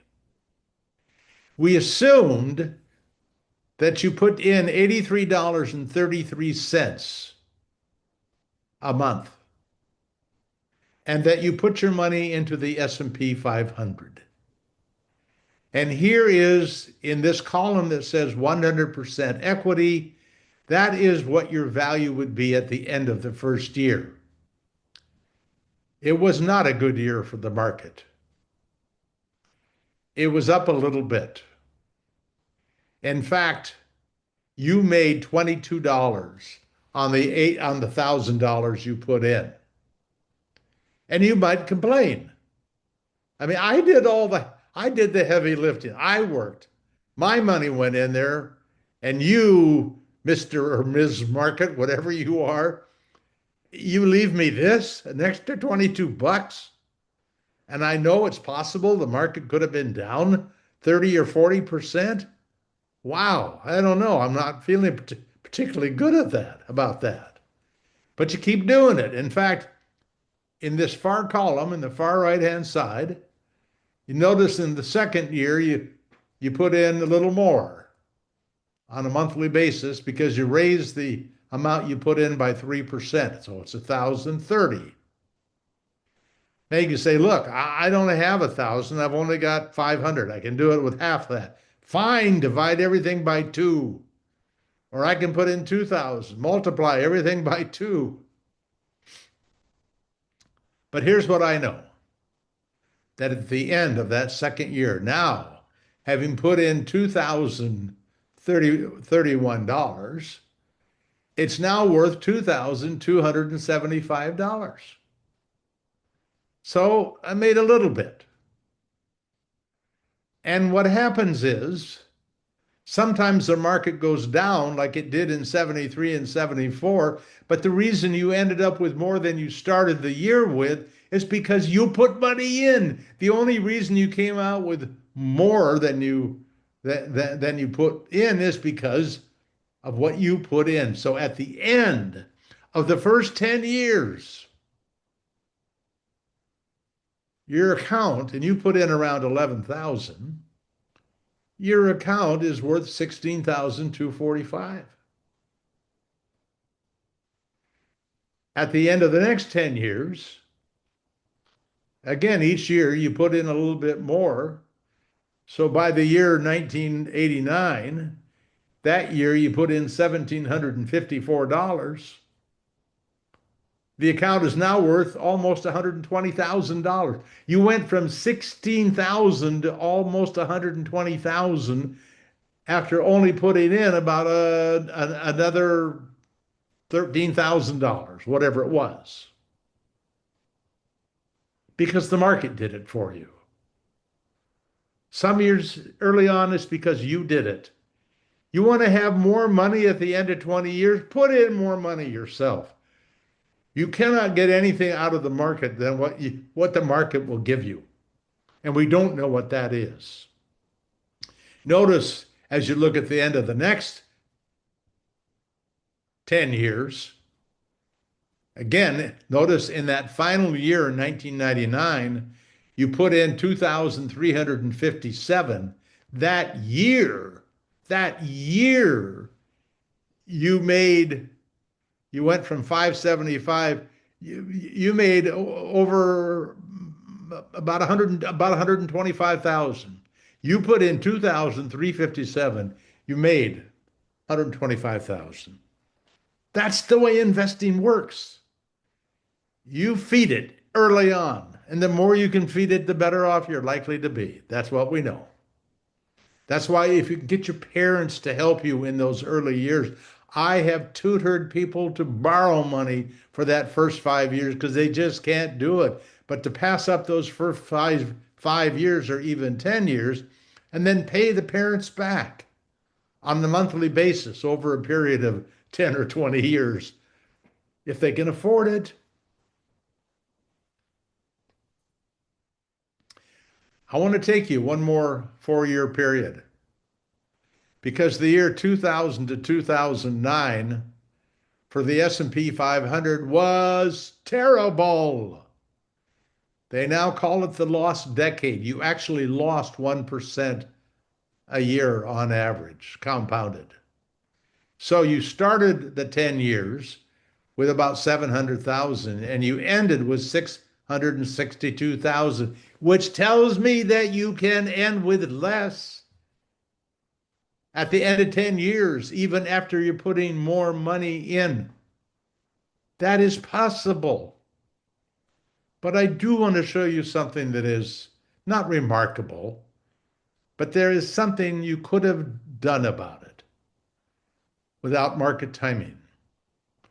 And let me, before I show you this, I want you to understand that anytime we look back to the past, we know exactly what worked and what didn't. So what I'm about to show you worked. Doesn't mean that there's a guarantee it will next time. But here's what I'm going to show you. This is table C4. This is, instead of the S&P 500, the four fund portfolio instead. Okay? So instead of putting that money into the S&P 500, you diversified amongst the four different equity asset classes. And that would be really easy to do in an IRA, a little more difficult maybe in a 401k. But I want you to see at the end of the first year, instead of 1,022, you've got $998. It was worse. But at the end of the first 10 years, it was 24,000 instead of 16. In fact, let me do something here. I'll make it even easier for you. 16,000 for the S&P, 24,615 for the four fund. 119,884 for the S&P 500, 175,445 for the four funds. The next 10 years ends 699,192 for the S&P 500 and 783 for the four fund.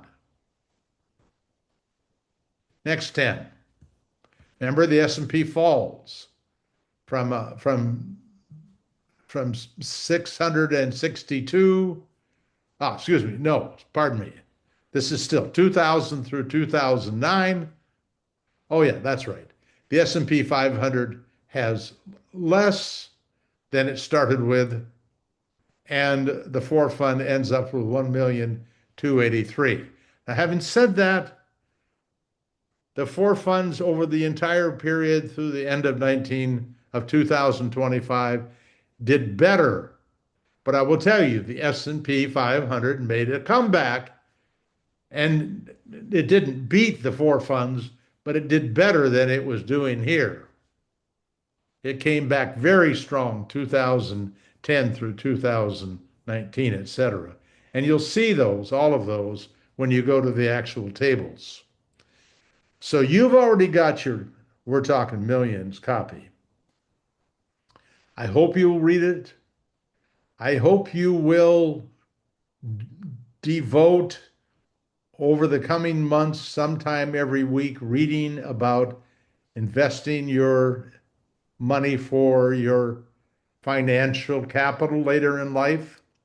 And to the extent that you know somebody that could use this, you may even go to work for a company someday, and somebody says, maybe we should get a speaker to explain this stuff to us. And you'll say, well, I don't know if he's died yet, but there was this guy who does it for nothing, and I'm happy to help. Two Funds for Life. I already mentioned that. That's Chris Pedersen's book. You can download the PDF. You can use the QR code there if you want. Uh, Even if you don't want to use his Two Funds for Life, and he's an engineer, so he goes in a lot more detail than I do in the last half of his book. But his first half of his book is absolutely, he's one of the best teachers I've ever met. So I hope you will read that. This is free also. William Bernstein, Bill Bernstein, is a retired neurologist. He is a retired investment advisor. He has written one of the most famous big books on investing in the industry, but he wrote this 16-page book called If You Can. and he makes it, you can buy it if you want, just like you can buy my books, our books on Amazon, but you can get it free on a PDF. And it's a terrific short read. And he's very conservative. I'll just warn you about investing. But he is so very, very smart. As a matter of fact, there is a special committee of just maybe a dozen people who are responsible for making the decisions, reviewing the decisions regarding the new companies that come on the S&P 500. And he's one of those 12 people. He is, and he's a personal friend. I just cannot tell you how committed he is to you doing the right thing. And then I mentioned one of our board members. We have three of them. This is his book on Free Again, on spending your way to wealth. It really is about the psychological challenges. And what's really valuable in that book, if you're only going to spend a few minutes, is the appendix, a report on the 48 different emotional biases that we have, as discussed by Nobel Prize winning Daniel Kahneman. It's there are lots of things that we believe because of how humans make decisions that are totally wrong. So it's worth knowing because those totally wrong decisions can also lead to making bad money decisions. Another free one and a very short one is from one of the truth tellers, Don McDonald, Financial Physics, some rules. I think there's a dozen rules worth knowing about, and that's free. Now, the next few books, if you bought them all, would cost you $51.11. And I am thinking that if you owned these few books, at Amazon, that's Amazon's price, I'm quoting, and you can go here and get it if you wish. The first one is Investing Made Simple by Mike Piper. Terrific book on investing. The second one is Personal Finance in Your 20s and 30s for Dummies. I have read the Dummies book for personal finance and investing. They are all terrific. And one of my heroes, Ben Carlson, years ago wrote this book on saving. It is one of the best books on saving. I plead with you. It's I think $7.99. Read that book. And in fact, if you want to keep on top of the ins and outs of investing, his uh, his daily blog is just terrific. But for a first-time person, this is a must read. And he wrote a book just recently, in the last month or so, it was released on the risks and rewards. I'll tell you why I think this is so important for you to read. You need to develop a real understanding. And I've tried very hard with all the tables that we do, but he takes the discussion about risk and reward to a whole other level. It's fun. Not only are there tables, but great stories. And it's I think it's a $14.99 book. Those four books in total are uh, I think $51.11. Somebody, somebody must want to give you a $50 present for graduation. And I truly believe it may be one of the best that you'll ever get. Then the truth tellers. These people are folks I personally know.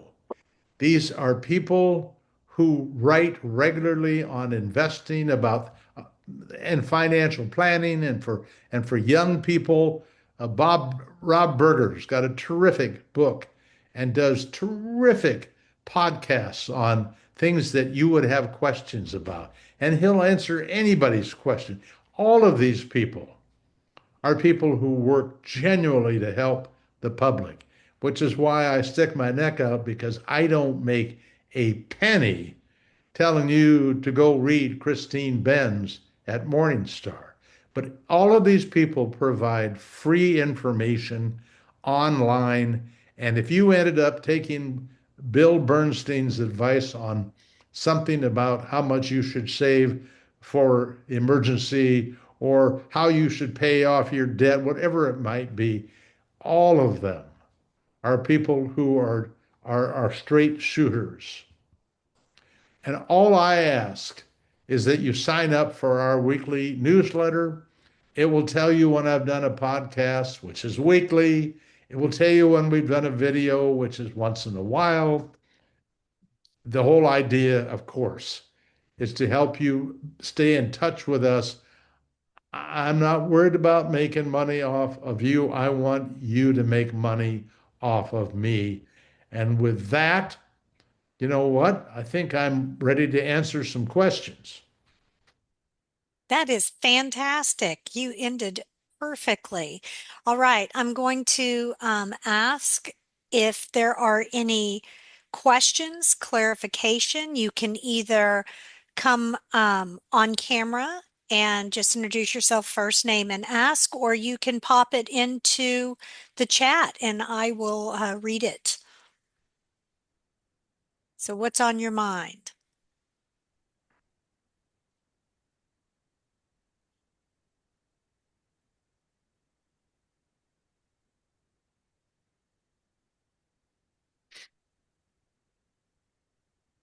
There was a question, and by the way, Mr. Merriman, I was trying to field some of the questions as they were coming through, Oh, but just, yeah. yeah, through in the chat. So just one was just to clarify that the Roth IRA is an account, Yeah. and then you can buy different shares of things like the S&P 500 or index or target dates within those accounts, correct? That is exactly right. In fact, you could buy a share of Microsoft or buy a share of Apple.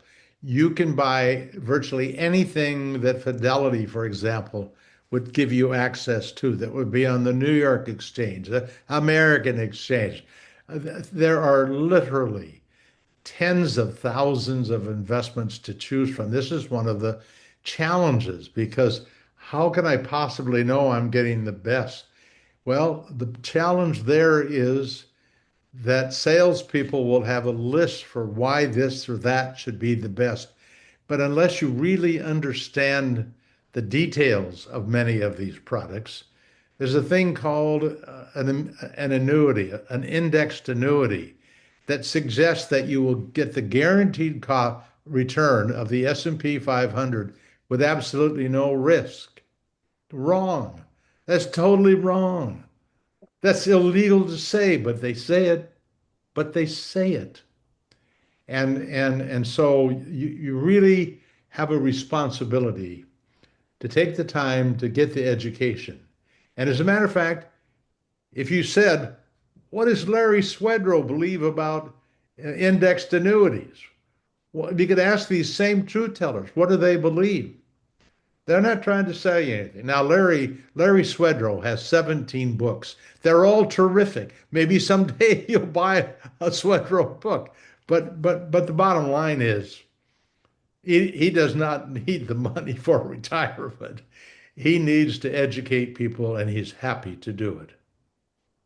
So here's a question. So earlier in your presentation, you did mention an emergency fund, and how would you determine what is a good base if you are in your 20s for an emergency fund? Is Yeah. there a certain amount to have or something to base it off of? Well, traditionally, financial planners, and this is the kind of thing you're gonna find in that personal finance book. You're gonna get lots, but typically about 6 months of income. Now, again, remember that budget is what you're really thinking about because if your budget to meet your needs, not your wants, but your needs, let's say, is 3,000 a month, it means that you would need, in theory, 18,000 because you got to meet your needs. You might not go out to dinner for a while. You might not go out to movies for a while because you're in a pinch. But if you truly have an emergency, typically it would be what your budget tells you you need to get by for 6 months.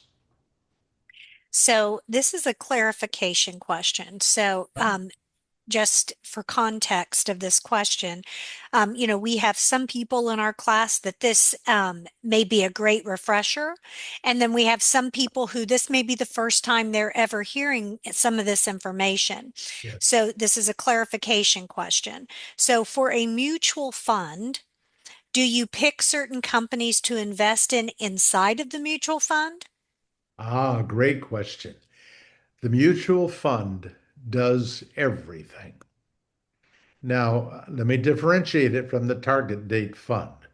When you buy an S&P 500 index fund, I don't care whether you get a Fidelity one or a Vanguard one or a Schwab one, they're all going to hold the same 500 stocks in the same percentages because that's what the S&P 500 is. So in other funds where the manager is going to actively manage and choose the ones they want because they don't want to own all 500, they only want to own these 100. They will pick those 100 stocks. You don't have to do anything.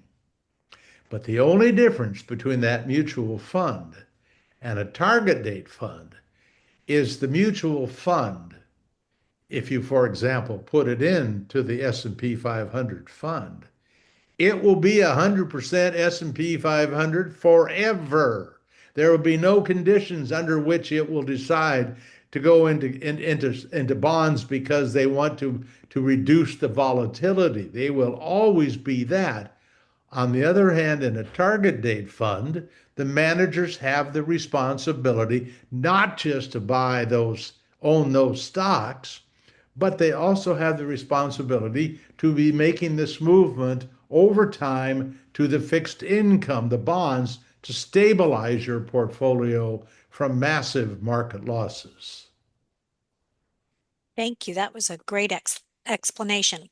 So now, in the majority of the information that you have provided today, graphs, etc., you also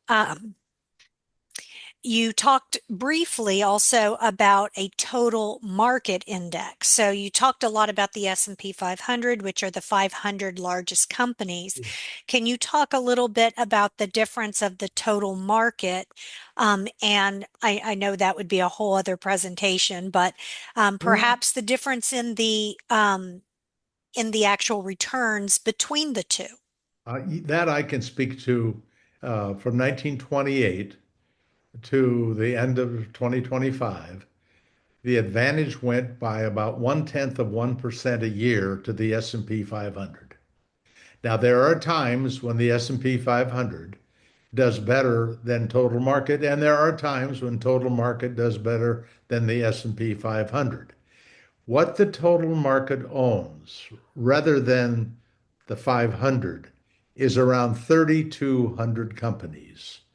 Again, they are owned based on the size of the companies. So the biggest companies are going to have over 5% in Apple, over 5% in NVIDIA, but let's say 5% in Microsoft.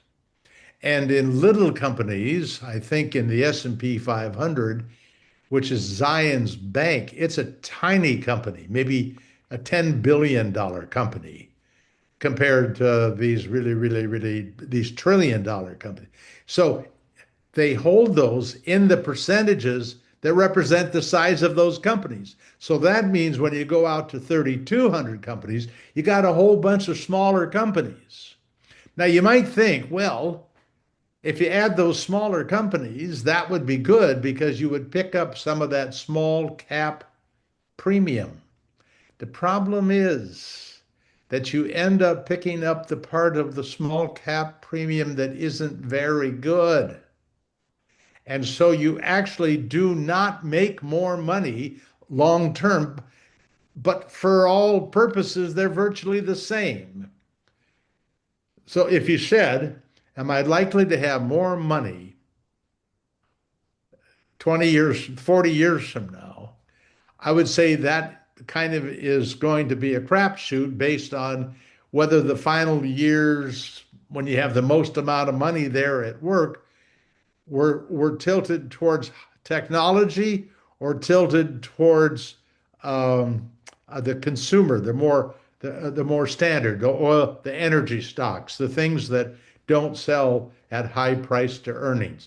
It will, and by the way, you can even go to Morningstar, and if you learn how to and ask AI how to use the chart function, and you can compare a VOO, Victor OO, to VTI, Victor Technology Independent.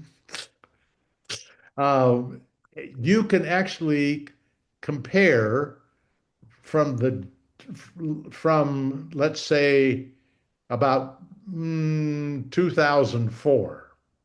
You'll be able to compare VTI to VOO to present. It will show you if you invested $10,000, how you would what you would have in each one of those. Then you could make it since 2015, and then you could make it since 2020. You can put in whatever dates. They just both have to be available during that spread of dates that you use.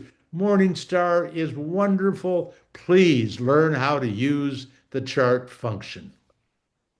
So we have some more questions. So from the slide when you were discussing 50-30-20 rule, does the emergency savings, Roth IRA, stocks, and 401k all go into that 20% part of it? So like that 20%, like you've got to figure out from those different things what you need to do. Yes, yes, that would be the theory. Now you might find a combination that's a little different than that. These books I've recommended and what you will find online is going to be similar to that. But here's the bottom line, is that in that 20%, if you think about it, that's a lot. But if you're going to pay off your college debt, and you're going to save for retirement, and you're going to save for a down payment on a house. See, that 20% all of a sudden may not be enough. Or then you're going to save for your kids' education. You have to decide what is going to be that is a need, a want, and for, Second part of that question, Mr. Merriman, uh-huh. is so for the hospitals, since the hospitals are likely to match a certain percentage, the question is, should we still put a high percentage in the 401k, also with the match, even though taxes will be taken out in retirement? So, for instance, you had mentioned like to try to get to that 10% Yeah. and then they match maybe 3%. But then Okay. considering all the other things that go into Yeah. that 20%. It's a great Okay, question. here is what you may need to check into the hospital you're going to work for. It is certainly possible that they will have access to a Roth 401k. There are companies can establish a Roth 401k for their employees. Eventually, everybody will do that, but they're not all doing it right now. They aren't obligated to do that. The so you could do that. You could, but now the question I have is, do you have in your 401k great investment options? Oftentimes you have terrible investment options, and I understand that you might now know how to judge that. But if they don't have index funds in their options or target low-cost target date funds as options, then they've just taken some bad advice. Oftentimes it's a friend from the golf club who sells them a product that the friend is making some money on. And of course, I don't care about those friends. That's not my problem. I just want you to have the best that you can get. Well, having said that, if you don't have the best that you could get, the one thing you got to make sure is you capture that match. Then after you have captured the match, and that would gosh, I'm just got to believe I'm hoping there's a Roth, but if they don't have a Roth, you still want to capture the match in the 401k. Then you go to the Roth in an IRA where you have better investment options. Now, it gets a little bit complex because many plans have an option to self-direct, to take a part of your portfolio and actually take it directly to Fidelity and to put it in investments within the Fidelity umbrella, in which case you could get to AVUV and you could get to that target date fund that I recommended. Um, but that you've got to check. They don't go out of their way to tell people you have the ability to go do it on your own, but they might. Now, this is a great question. What are your thoughts on a United States-based for fund versus an international for fund approach? Well, I love that question. Me too. There'll be years like last year that you'll really be glad you had the four fund strategy because we do have a four fund strategy, what's called a worldwide four fund strategy. When you go to boot camp, if you go to the sound investing uh, uh, place number, I think it's number 3 or 4, you will learn about those portfolios. But one of those is a combination of US and international, large and small, blend and value. But in the other, it's all US. The returns are almost the same. Why? Because the returns are being driven by the asset classes, not by whether it's US or international. Now, having said that, when I say the returns are about the same, I mean long term, the returns are about the same. Because there are years when the dollar goes down, and this is something that you may not know about, and when international currencies do better, that the value in US dollars of those international securities go up. So last year, people who had our worldwide made a lot more than those that had the four funds US. On the other hand, the year before, the US did better than the international, the worldwide, because the US did better. But long term, and you'll see that in our tables, you will see that whether you did the four fund US or international, the difference in return was 1/10 of 1%. Thank you for that answer. That was wonderful. All right. That was the end of our questions, unless there is Wow. another question. I know some really great questions, though. Are there any other questions? I'm going to give them a second.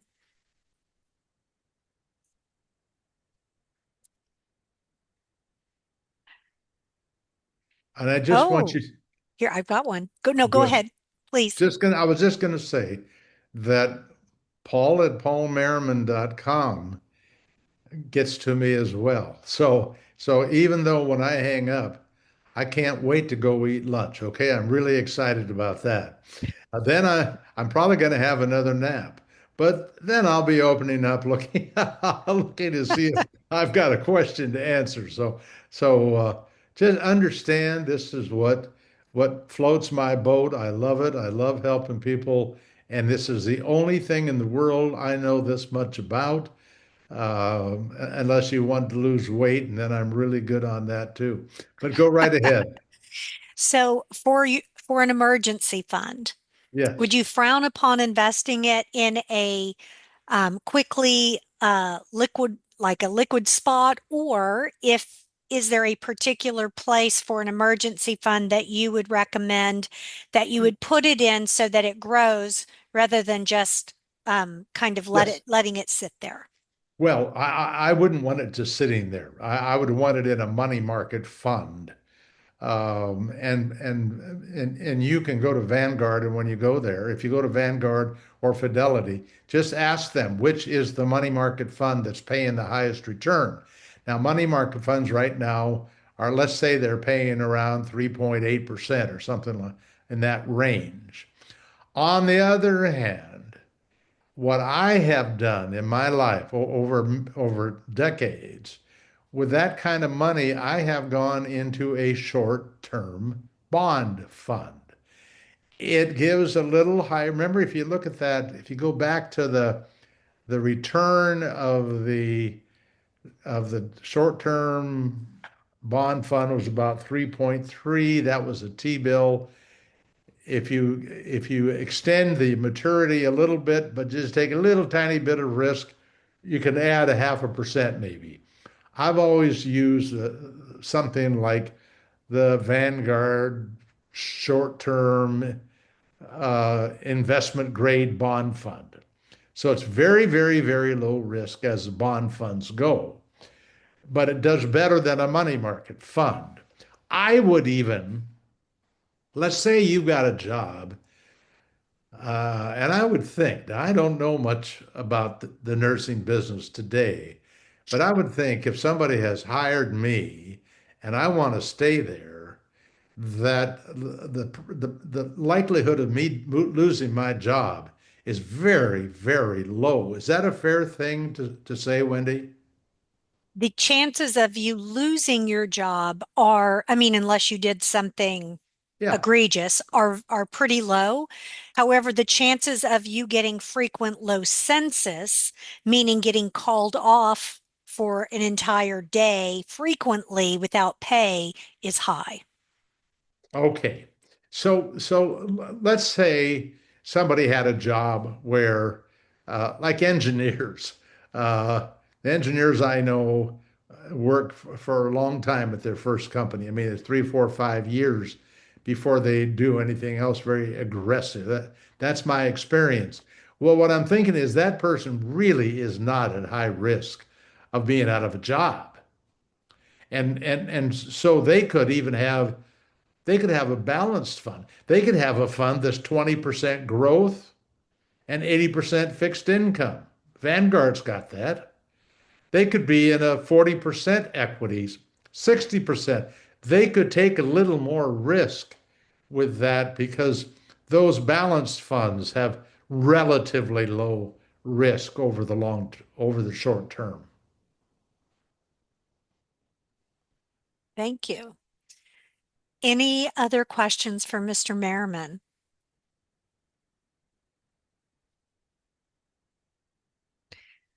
All right. Good luck to all of you. I do. I wish you the very best. By the way, if you end up in the Seattle area as a nurse, there's a high likelihood you'll see me someday. Uh, no, that's not true. But it is a wonderful place to live. I just want to say that I know Texas is too. I know, but it's a little cooler and it's a little greener. So if that's what you like, we'll see you in the Northwest. Okay. Thank Mr. you, Wendy. Merriman, I am getting a just over here in chat. Thank you. Thank you so much. Thank you. Thanks. Just thank you so very much for being willing to share your immense knowledge with us. Oh, that's very kind. I'm going to take a look at those. I'm going to do that even before I eat. Oh, right. Yeah, thank you all very much. What a nice thing to read. All right, you guys, I'm sure we'll be talking somehow in the future. Good luck to you. Bye-bye.